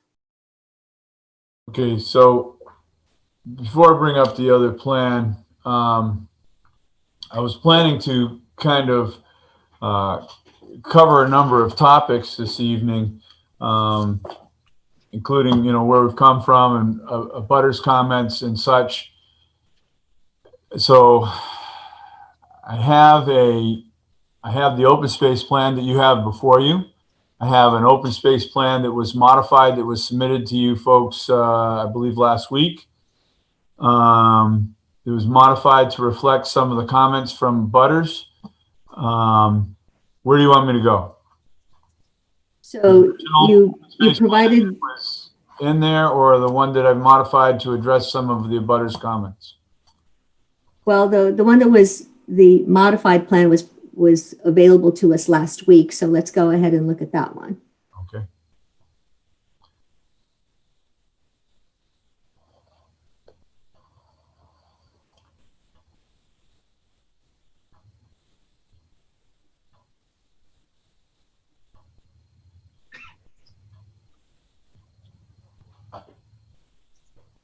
Okay, is that visible for everybody? Yeah. Okay, so there have been a number of comments about a number of different things. I want to remind everybody that when we submitted the original preliminary plan and we got a preliminary decision, there was a request when I had 4 lots back in here to quote unquote move lots 10, 11, 12, and 13 significantly closer to the approximately 7-acre developed area of Dennis Circle, lots 1 through 9, which was the area that was up in here. Or if that's not possible, to reduce the construction footprint of Alfred Trail roadway to lots 10 through 13, which were the 4 lots that were back in here.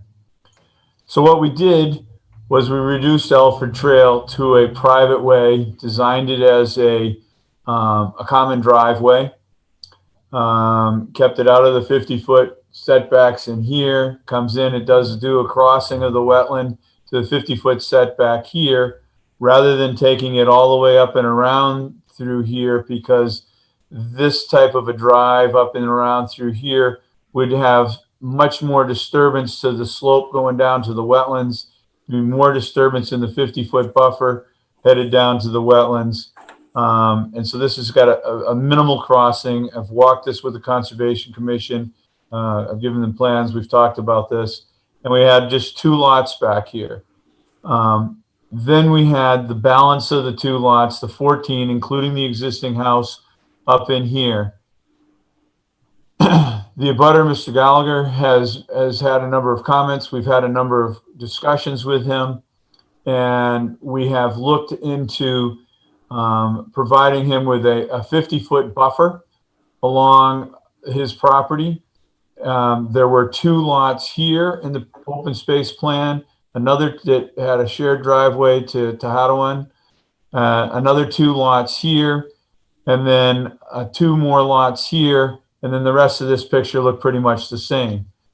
What we've done is reduce that to just 3 lots in this area and 1 lot here, and maintain this 50-foot buffer. And in order to do that, I had to shift the septic tanks for the common leaching area over, and we added in a lot here, and we cut off the back of the existing house lot and added in a lot here, and modified these lines in through here a little bit.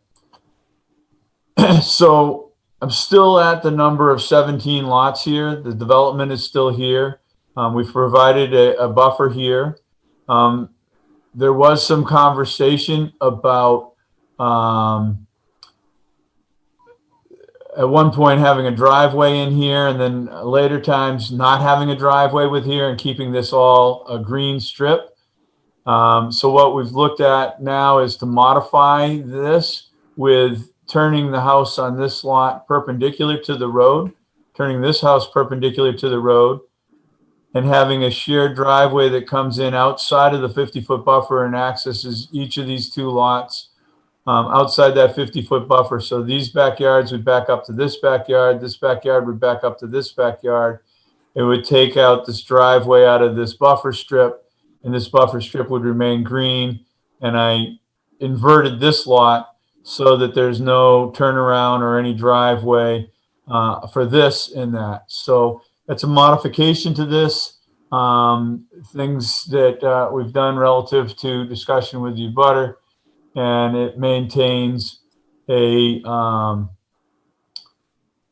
17 lots in this open area, and following the guidelines of what we were asked to do back in February when we were asked to reduce the development of Alfred Trail and the development out here and bring that development into the open space. Okay, thank you. So let's go back to the area that we were talking about on the density yield plan, lot 11, lot. Yeah, it was lot 11 on the density, which is called lot 17 on the open space. Correct. So the trees that are currently there, are you saying that all of them would remain? I'm saying that we maintain this strip along the back of this lot. It could be buffered to this property, and it would be buffer along Harwood Ave. Okay. And so I just don't think that that's sufficient to warrant that particular lot as a bonus. So What's that? what does everybody else say? Well, I go back to, like, you got, if you give him 14 and you take away the 3, then he's kind of whole. I would say there should be no bonus density and just give him the 14.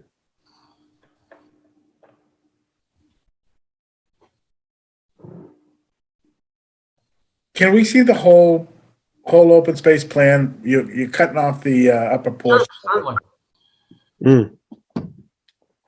That's true.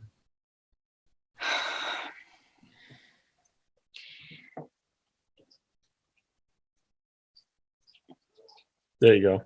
Right. You know, the thing I'm having a lot of problems swallowing, and is just the fact that most of what is supposed to be open space for Littleton is actually private land, which I don't even want to open up the whole other discussion, but I just have a problem with that. Yeah. But is it public accessible? How do you get there? So There's a trail. But it's somebody's land. But I think It's not really the town's land. It's basically somebody else's property that they're letting people walk on. And we hope it will be in perpetuity, but we don't really know. Well, no, I thought once it's conveyed, it's locked down for like 100 years, right? I mean, there's no. Is it like 100 years? I don't know. I don't know. There's just something about it that really bothers me. May I please? Anna, may I speak? Yes, Mr. Ringwell, go ahead. I'm sorry, I can't see you right now. That's okay. I apologize. I didn't want to interrupt. And I was No, thank you. It's definitely challenging in this environment. So I totally understand. So the open space is everything that's hatched in here. Mhm. And it is divided into two different things. It's divided into the open space, this whole section through here, all through here, all up through here, all down and around here, would be open space that would be most likely conveyed to the town. We're talking with Sudbury Valley trustees. They've been out to the property. They've walked the property relative to the CR. This area in here, and this portion here, again, open space conservation restriction to the Sudbury Valley trustees. When you put a conservation restriction on, Delisa, it is in perpetuity. It is something that's signed off by the town selectmen, the town conservation commission, the executive office of environmental affairs, and then it's there in perpetuity. You can't do anything to it without literally an act of both the House of Representatives and the Senate. I'm in the process of modifying one in a different community just to have a protective well radius in, which I helped do in Littleton for another site. It's a major process. So once that land is conservation land, it is conservation land forever. That's 30 plus acres of this 44 acres as open space. And there is a trailhead that we agreed to propose here for a trail that goes up through. There's trailhead parking and a trail that comes down for a trailhead here. And if I move out of the picture here, this behind me is a photo. Oops, you can't see me because it's not in here. When you get back to seeing me, my backdrop is a photo of John's Way, the trail that goes along this side and up to the back. I did want to compliment you on that. It's a very nice view. Thank you. It's a gorgeous area. This land back here, the best part of this land in the back is this outer perimeter. This outer perimeter is, with the exception of down on the northern side down here where it says open space, this portion is wet. This has got a wetland that comes through here, but this is dry. There's a crossing right here. There's dry. There's a little crossing here. There's a way crossing here to come across this corner. This is all drying up. This is beautiful drying up. This is gorgeous. This whole area back here is great, beautiful land on a slope. And this is all conservation land adjacent to it. I mean, if I could get a way to get a road back in there, it would be the best house lot in Littleton. But this open space, if you go the way Jerry is saying, is that, you know, we're at 14 lots and there's no bonus lots, then there's no incentive to do this and to make this land open space. Right. It's open space for the town. And we go back to the open space, the regular subdivision plan, and you know. No, and yeah, Bruce, thank you. I mean, I do love the fact that this is going to be all open space. It's just something I'm trying to get my head around, the fact that it's still private, but as long as whatever agreement is drawn up is ironclad, then, you know, that's fine. That is the case. And the very first open space development, I believe, that was done under your bylaw, the majority of it is private land. Mm-hmm. Everybody gets to look at it, but they don't get to walk on it. It's been discussed that as to, and I don't have the final answer as to whether or not this private land would have full access, but I do know, because I did raise it in questions in areas like right here, where, let me bring on a tool here so I can make a pretty picture. And in this portion right here, and then coming across and around to get to the trail is one option. And then there's another one where you, see if I can draw again, where you come across like this.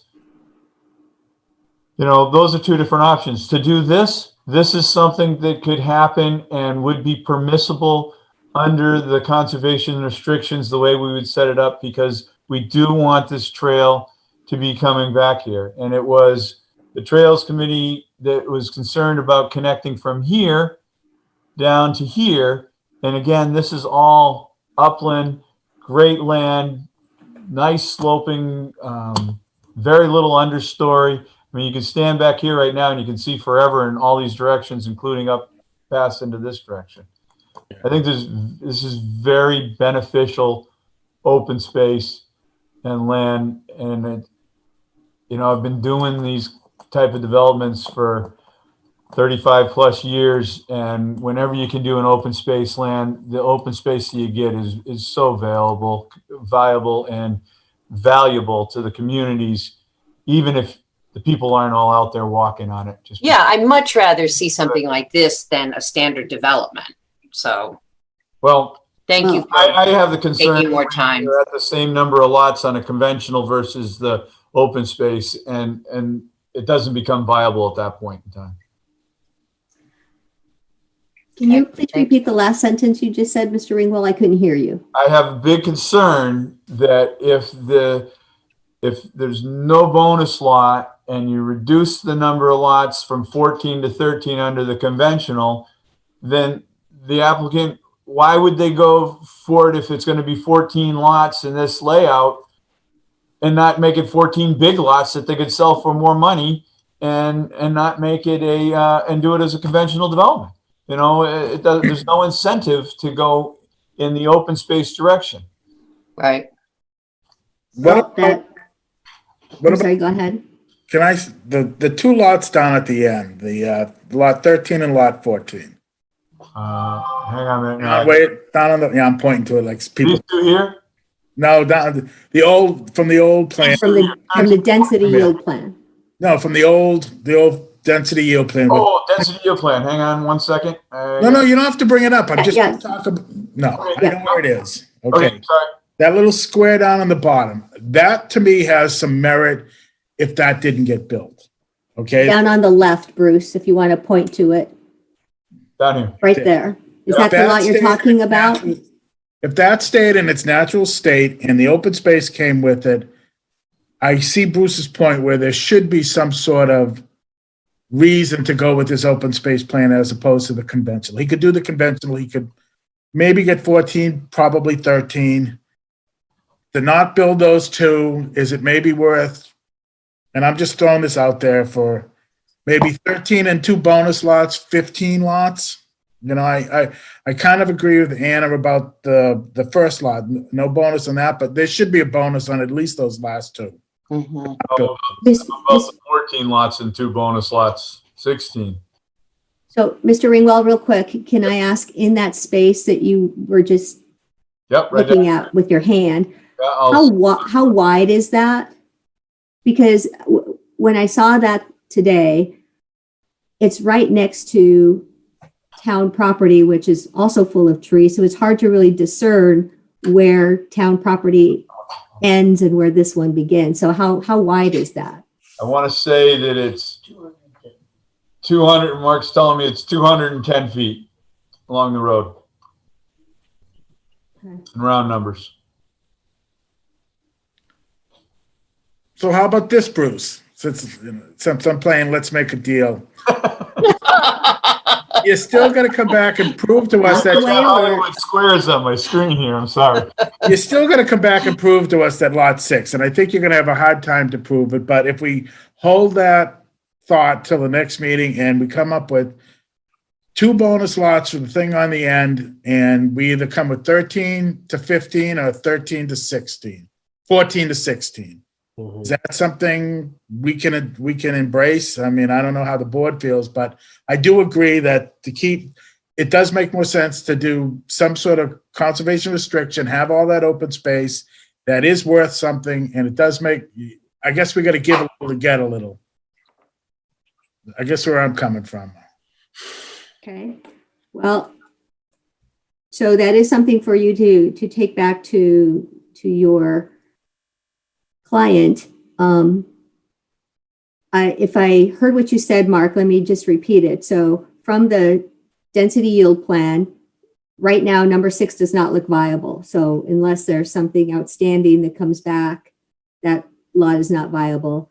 We also still need to review the perk test to confirm lots 6, 7, 8, and 9 as viable on the density yield plan.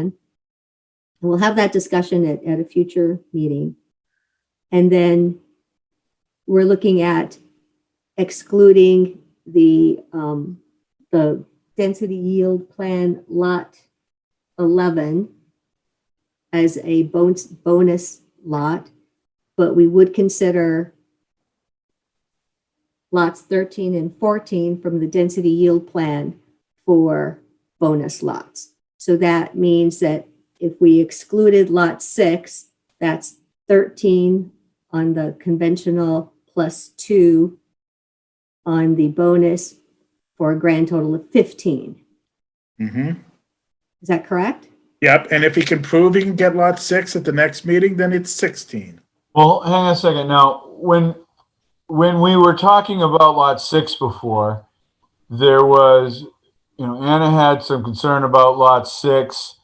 Several people raised a concern, but they didn't say that they didn't think it was a viable lot. Tom even thought it was a viable lot. So I guess what issue am I proving? Am I proving that it's got soil capability, or am I proving a hypothetical that I get a waiver from the Conservation Commission? I'm not sure what it is I'm trying to do, and how do I get that? Because you can't ask. It's like asking the ZBA to give an answer to something. You can't do it without an application.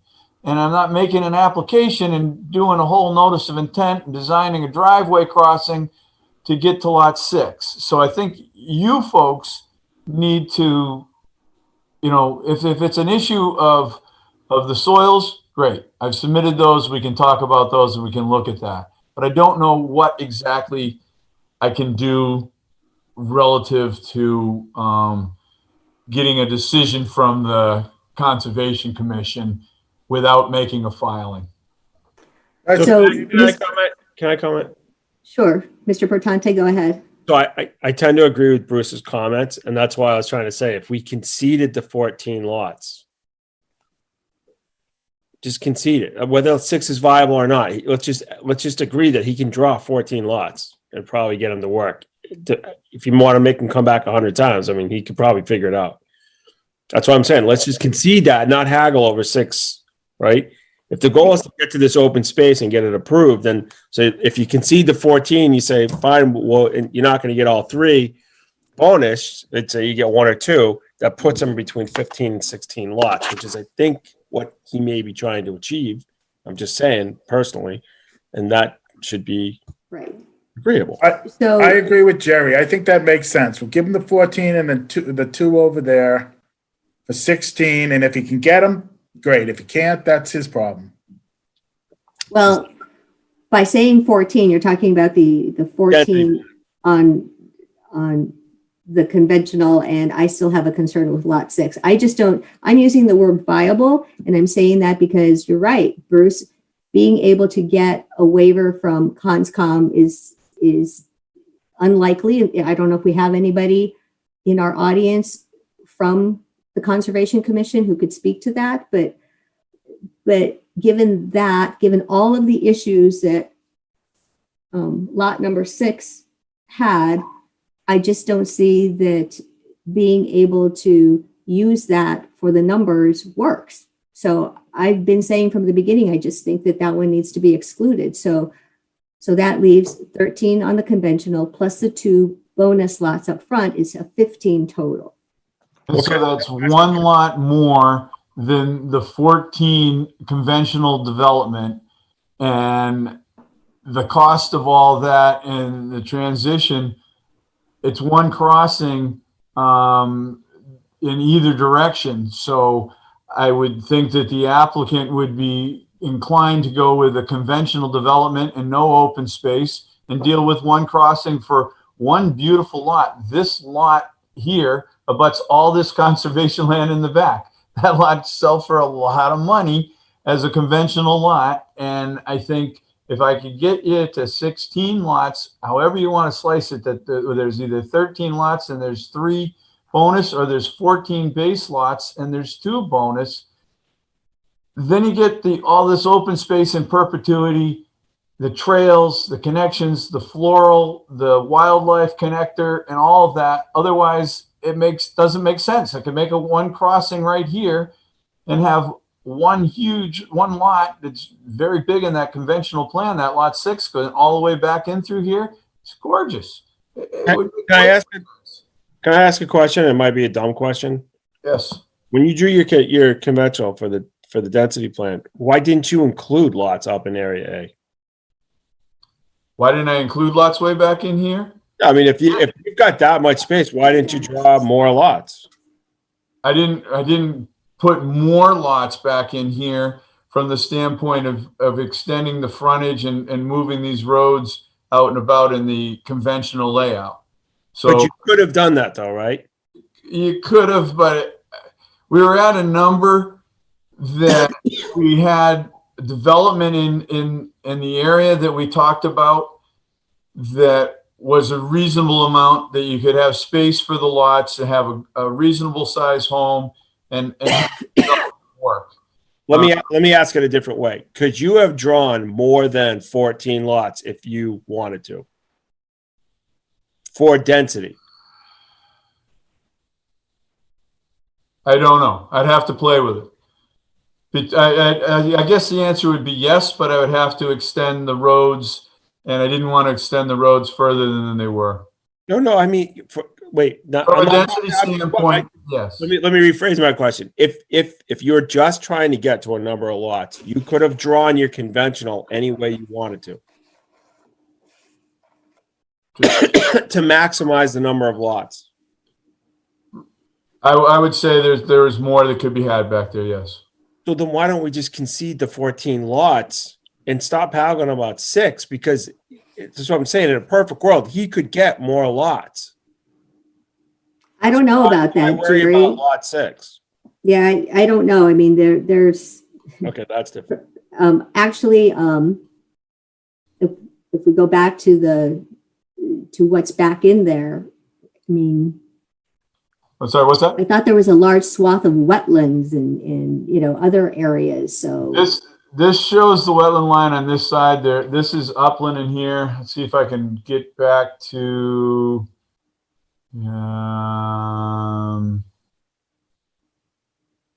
this is all upland back in here. This is all upland across this back. This isn't the right lot line back here, but this is all upland across the back and across the back here. I don't know why it doesn't show on this plan that we were just on. The heck was I? There it was. This wetland line here you might comes need to go back to the original across open through space here. plan. Sorry, what? You might need to go back to the original open space plan. Yeah, I think so. Well, let me explain to you my rationale. If you're saying that that the bonus doesn't give your client enough to do open space and they should just go with the conventional plan, you're not really going to be able to build back in Area 8 anyway. So it's kind of a moot point. You can build back up in here. Unless you're saying you can build back there. What's that? If you're saying that you can build back there and you could take Area A and break it up into lots, then you have an argument. If you're saying you can't do that, then what? Then you don't have an argument for the bonus lots. That's what I'm saying. That's what I'm trying to get to. Like, we're not.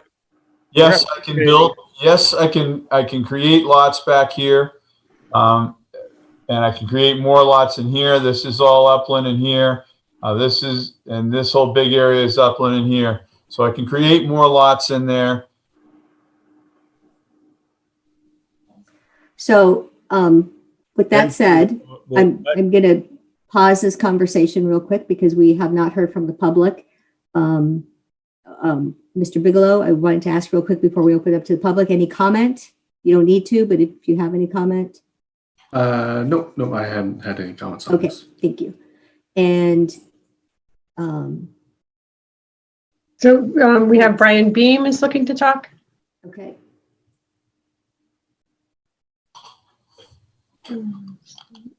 Yeah, thank you, Maren. Can you hear me okay? Yes, name and address, please. Brian Beam, 271 Harwood Ave. So I'm a direct abutter. And Jared, to answer your question, if he could have built and put lots up there, he would have, I'm sure. Why wouldn't he have? So I think you can assume he couldn't build up there.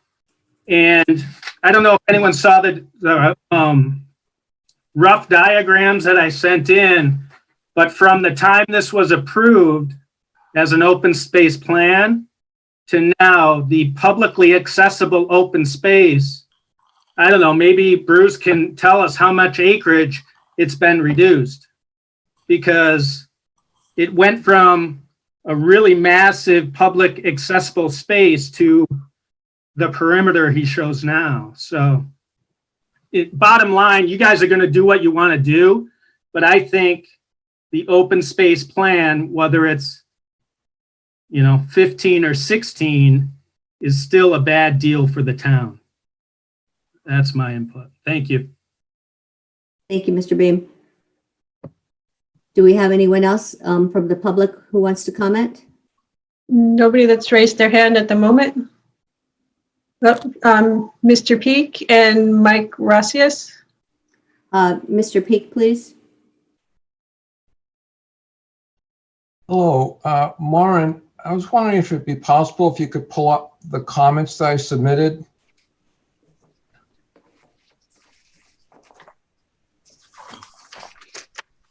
And this might help answer Jerry's question.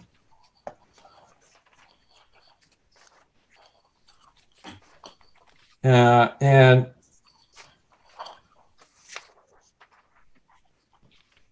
I don't know if anyone is speaking, but No, we're waiting for Maren to bring up the document. Mr. Peak, could you just please give us your address again? okay, 65 Grimes Lane, and I abut the property in the back. All right, and Maren just There pulled we them up, go. so now we can see them. Okay, Jerry, as you can see, the darker orange is wetlands, and the lighter orange is the 50-foot no disturb zone. And as you can see, it's next to impossible to get any more housing in there because it just squeezed into these small little areas. Oh, okay, I get that, but is that accurate? I mean, No, because it's not showing the back of the site where this block is, which is upland. Right, but near the bottom of the picture, which leads into the other portion of the property, you can see it's wetlands almost all the way across in the 50-foot buffer. So it's real doubtful the Conservation Commission would let a road or anything go back through that area. so again, this gets back to what, I mean, if we're trying to figure out what the numbers should be, right? If you concede six is out and you're down to 13, and if the applicant's comment is, why should I do an open space if you're not going to give me the bonus, right? Well, we would. There would be 2 bonus in terms of what we. Well, wait, I'm just saying on his comment. I'm not saying we would. I'm saying because he wants 3. We're talking about 2. Plus, we're going to get rid of 6. It brings him down to 16 lots, right? 15. 15 lots all in. If that's what we're agreeing to approve, then it's up to the applicant to either accept or not accept, right? In which case he goes with a conventional. That is correct. So that's really what's on the table. So, I mean, to me, my personal feeling is, let's just go with the 15. If the applicant doesn't like it, he's welcome to do what he wants to do. But I mean, that would be our offer, right? Correct. Let's just go with that. We do have one more public individual who would like to comment, and then we can discuss next steps. Mr. Rossius? Hello, can you hear me? Yes. Name Okay, and great. address, please. I did it right. Yeah, Mike Rassius, 272 Harwood. I got a bunch of different items to talk about. But first of all, until the density lot is confirmed, I don't know why we spend so much time looking at the open space plan, which is likely obsolete or needs to be changed. So that's the first part. I think we should get the first plan done, agreed, approved on. And then when you get that done, then you know what you're going by, as opposed to spending all this time looking at something that's probably not accurate. As far as we were just talking about a minute ago, as far as open space plan and no bonus or bonus, and why would he do open space if he's not getting a bonus? Just like was said by Mr. Peak and others, the extra open space you're getting is not really accessible. It's not really useful. It's private land you talked about already. I have the same concerns. How is it open public land if it's private land? I'm an abutter, and I don't see the benefit. The way I see it, I would rather see the conventional arrangement. The other part is there should be some effort towards preservation of the scenic road. And so with this development right on the main road, I don't see how that's happening. And I don't see why that would qualify for a bonus. a little bit more, the area was talked about early on from conservation to conserve it for hunting. If you're planning that, that's opposite to putting trails. You can't put trails in and have hunting at the same time. So it sounds to me like we're getting a lot of whatever responses need to be said to try to get as many lots out of as possible. But a lot of this is conflicting and not a lot is backed up. Now, there's one more thing that I have concern with is early when we were at a last meeting, we saw that various lots had a shape factor that didn't actually work out.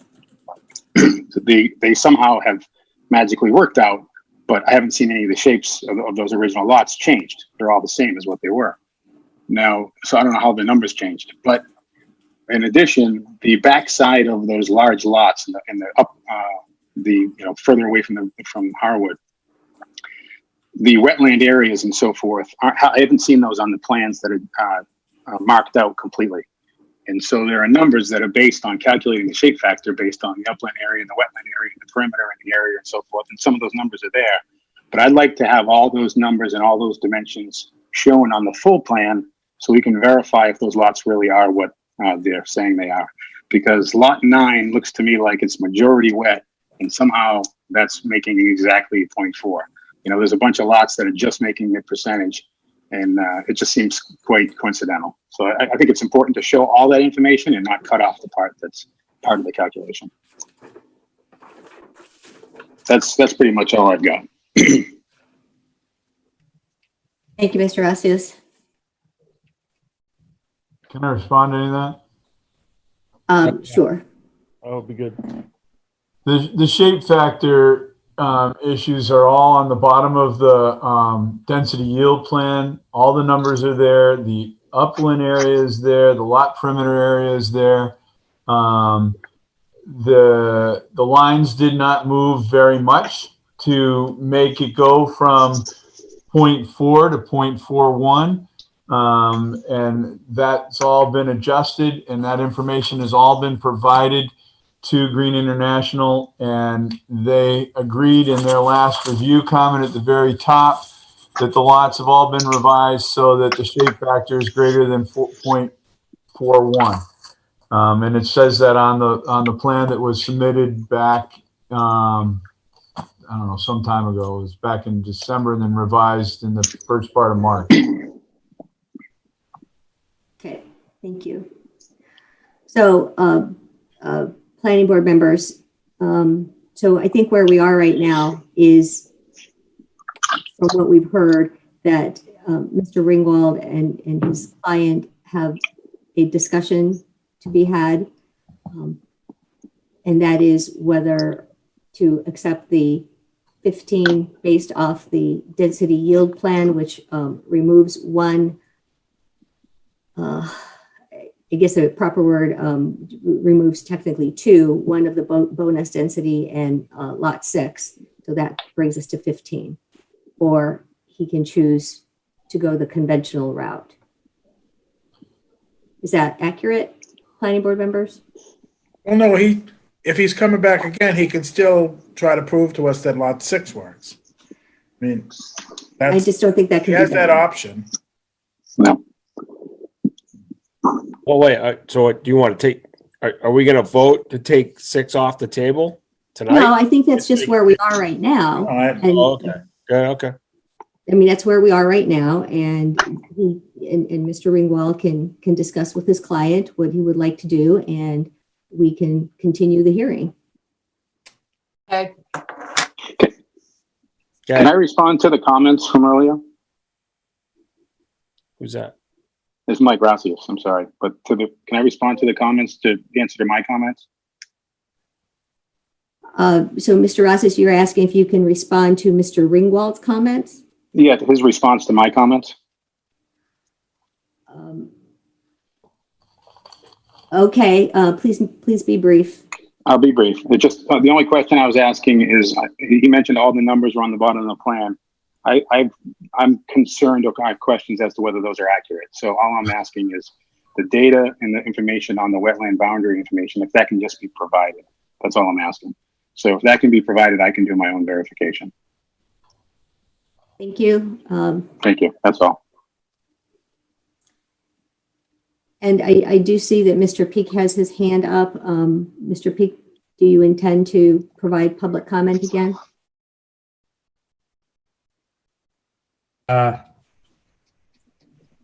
Okay, can you hear me now?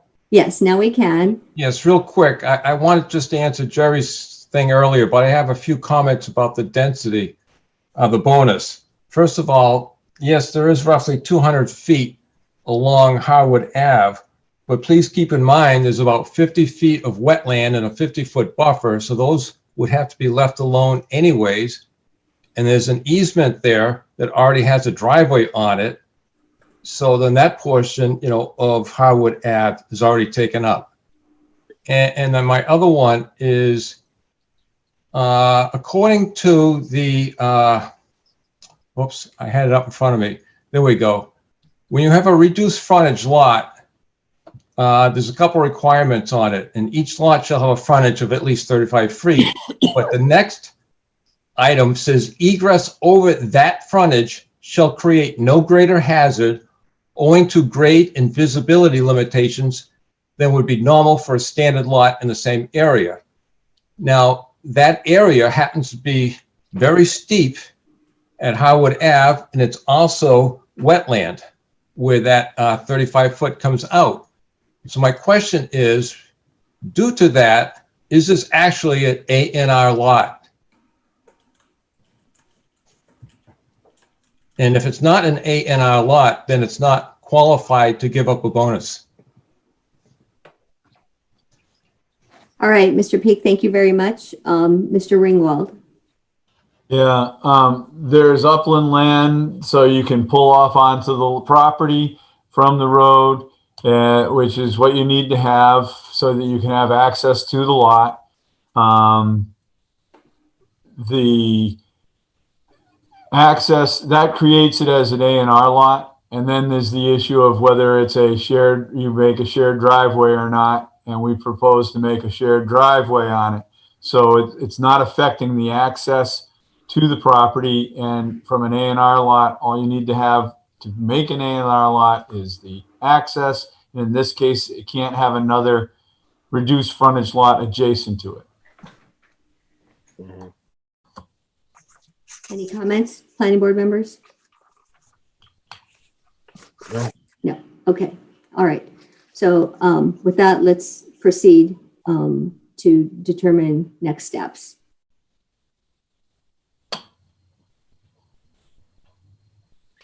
Hey, we gotta move fast because I got a hard stop at 9 p.m. We've got 3 minutes. So I would propose then that we go ahead and ask the applicant to discuss the number 15 based on this open space plan, or go the conventional route. And that is up to the applicant, that we can continue this hearing until our May 7th meeting, at which point we could discuss the perk tests. And if the applicant wishes, and we can hear what they have to say further at that point. We'd like to continue to May 7th so we can have the discussion and you can see the soils testing, etc. Good. Okay. Do we have a motion on that? I'll make a motion. I would continue it till the May 7th meeting. I'll second. Okay, Do we have a Delisa specific- Laterzo, yes. Oh, hold on, Delisa, hold on. Maren, do we have a time? We always need to designate a time. I was looking for that agenda and I've lost it. We've got public hearings. Let me look one more spot.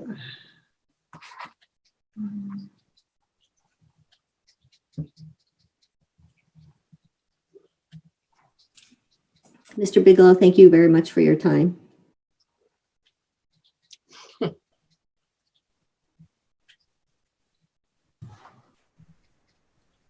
It's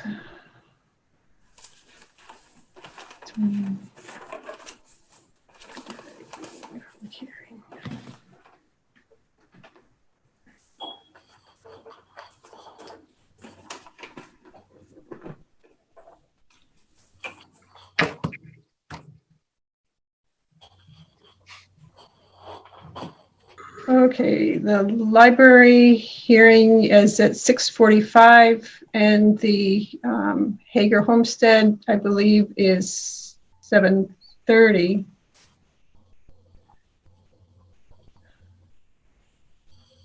Can we do How this? about 8:30? 8:30. No, it's 8. We have two new items. But we'll be running late, so we can either run late or we can. How Yeah. about 8:15? Okay. All right, so Mr. Monari, could you please continue with that motion, just so that we have that in there? All right, I'll make a motion that we continue this hearing till May 7th at 8:15. Yes, Second. to be held via Zoom. Yep. All right, so in terms of our voting, Mr. Portante, say your name and then yes or no, please. Oh, Jerry Portante, yes. Ms. Laterzo, Elisa Laterzo, yes. Mr. Montanari, Mark Montanari, yes. thank you. And for the viewing audience, our member, Mr. Yates, is not able to vote on this item. And so do we need to do anything else, Maureen, to close this out so Mr. Portante can get off? The only thing left on the agenda was the discussion of the several other items. Okay, all right. Sorry, Jerry, go ahead and get off. Mr. All right. Ringwald, I just wanted to say thank you very much for all of your attention to the detail that we have requested. It really is important that we get this right, and your patience is fabulous. Please thank your client. I thank you all for your time. Thanks, Bruce. All these Zoom meetings are much different and much more difficult to deal with, and I appreciate what you guys are going through and what we're all going through. Well, you did a wonderful job with the tech. Yeah, the What's that? backgrounds are much You better. did a wonderful job with all the technology, bringing up everything in a timely manner. Thank you. Well, we're trying, and Maren has been very helpful, telling me what we could and couldn't do, so it's been great. So Okay. thank you all for your help. Have a good Great. night. Thank you. So, all right. So we had a couple of other quick items that I'm sure we would like to dispense with. The board will now move to item 4B on the agenda, which is to resume discussion where to place these items on our agendas between May, June, or after June. And so I know that for Littleton Academy, well, let's talk all the way through Littleton Academy to Neshoba Lock. That is 1, 2, 3, 4, 5 different items. Do we want to have those split between May and June, or how would you like to proceed? My Would you feeling like is, to discuss each one of them individually? No, I don't want to discuss each one individually right now. Well, then May, I don't think anybody else does. May seems really busy already. Yeah, May is, I mean, the Hager Homestead is going to be a big thing to talk, and the library is going to be a big thing. right. and now So- this and Healy Corner. So how about we move the remaining 5 items onto the June agenda, unless there's something, Maren, that we should know about? Let's see, the quick question, the Durkee cul-de-sac planting, that should be a 2-minute discussion. Okay, so can we put that at the front of the agenda for the next If- meeting? Unless you're willing to weigh in on it this evening. That's Well, we up to have you. a quorum still, so we could. You guys want to do that? Is it, since I guess it doesn't matter. I wasn't involved in that, yeah. Okay. So, So we'll do Littleton or 22 King Street, Cedar Hill, Standpipe, McNiff, and Neshoba Lock on the June agenda. And we'll discuss Durkee now. And then for the last item, we'll have Ms. Laterso recuse herself. Yep. But are you going to discuss that tonight? Just when to discuss it. Oh, okay. So I don't have to recuse myself for just when you're going to discuss it. Okay, never mind. Yeah. So the Durkee cul-de-sac planting, Lauren, could you tell us more? okay, the engineer has, for Durkee Farm Estates, has requested if they just grass the cul-de-sac, if that will satisfy the planning board for their landscaping requirements for the cul-de-sac there. He said he talked with Chris Stoddard, and that's what Chris would prefer to see. What are our options?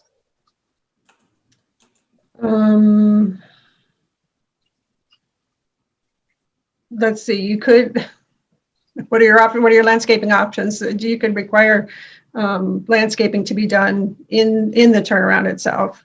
Oh. Do we really want to? Oh, never mind. So maybe we hear this and get input from residents. Yeah, or like tree shade or Okay. why would So we let's want to put put this in on the June grass? agenda? Yeah. Okay.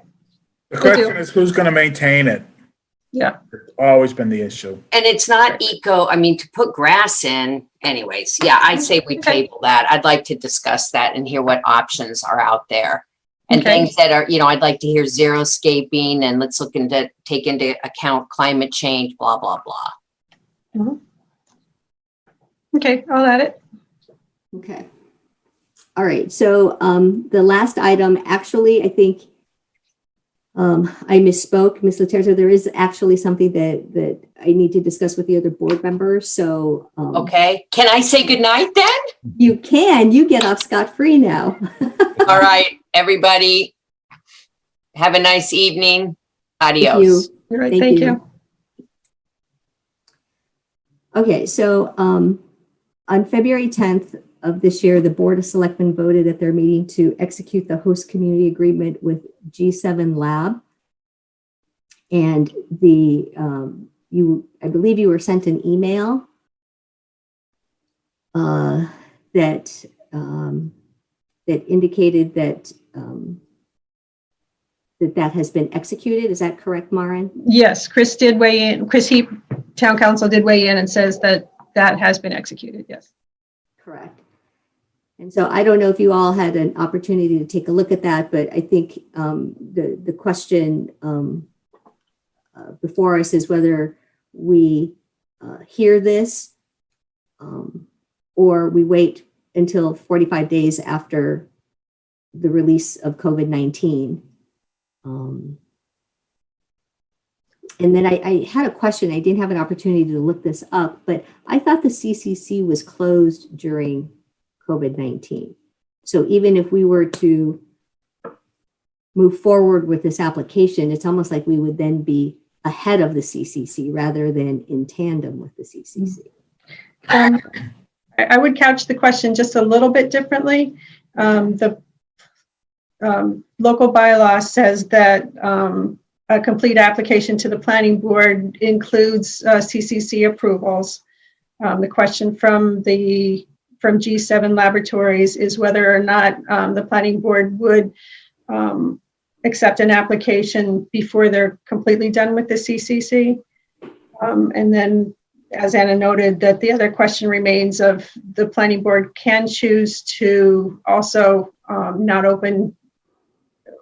take any action on it until at least after the 45 days after the current state of emergency is lifted. Can I ask a question first? Is this a laboratory, a testing lab, or that's all it is? Yeah. Yes. So it's just not a testing. distribution. I guess my take is I don't really have a problem if they start before they actually get CCC approved. It's a lab. It's not a distribution. It's not growing. It's just contested. So I don't really have a problem with them starting at their own peril now if they want to. Okay. Thank you. Mr. Yates? I would just like to see it pushed to June. Oh, yeah. But I think that they may not get their, if CCC is closed or observes the 45-day rule, that's pushing it out. So I think if we did started in June, if they made an application for the June meeting, it really wouldn't punish them in any way because of the CCC situation. Okay. All right. And I'm in agreement with that. So Maren, I would say that let's take a look at the June agenda and see if it's getting like crazy. I would imagine it will take them several weeks to pull together an application, at which point they'd be at a July meeting. Okay, that's good. Yeah, so let's ask them if they can meet the June one, and if not, let's just automatically put them on July then. Okay, great. All right, folks, so is there anything else, Mr. Montanari or Mr. Yates? I move that we close the hearing. Thank you. And you get kudos for sticking around. by. Well, it's very interesting. I mean, this process is interesting. I can't say I agreed with every comment, but your general handling of this was really good. Oh, thanks. All righty. Teach us, Pat. Teach us, Pat. All right, folks, now it's time to sign off. So thank you for watching. Thank you for being here. Maren, thank you for all your work. And Kirby in the background for being the host. All right, folks. You need to vote to close, ma'am. Oh, I'm sorry. A second and then we vote. Yeah. Sorry. Yeah. Yes. So Motion that we close the meeting. Adjourn? Yeah. Adjourn the meeting. to adjourn the meeting. Okay. So how do we vote? Mr. Yates, Jeff Yates, yes. Mr. Montanari, Mr. Montanari, yes. Anna Houston, yes. Thank you. Good night. Bye. Good night.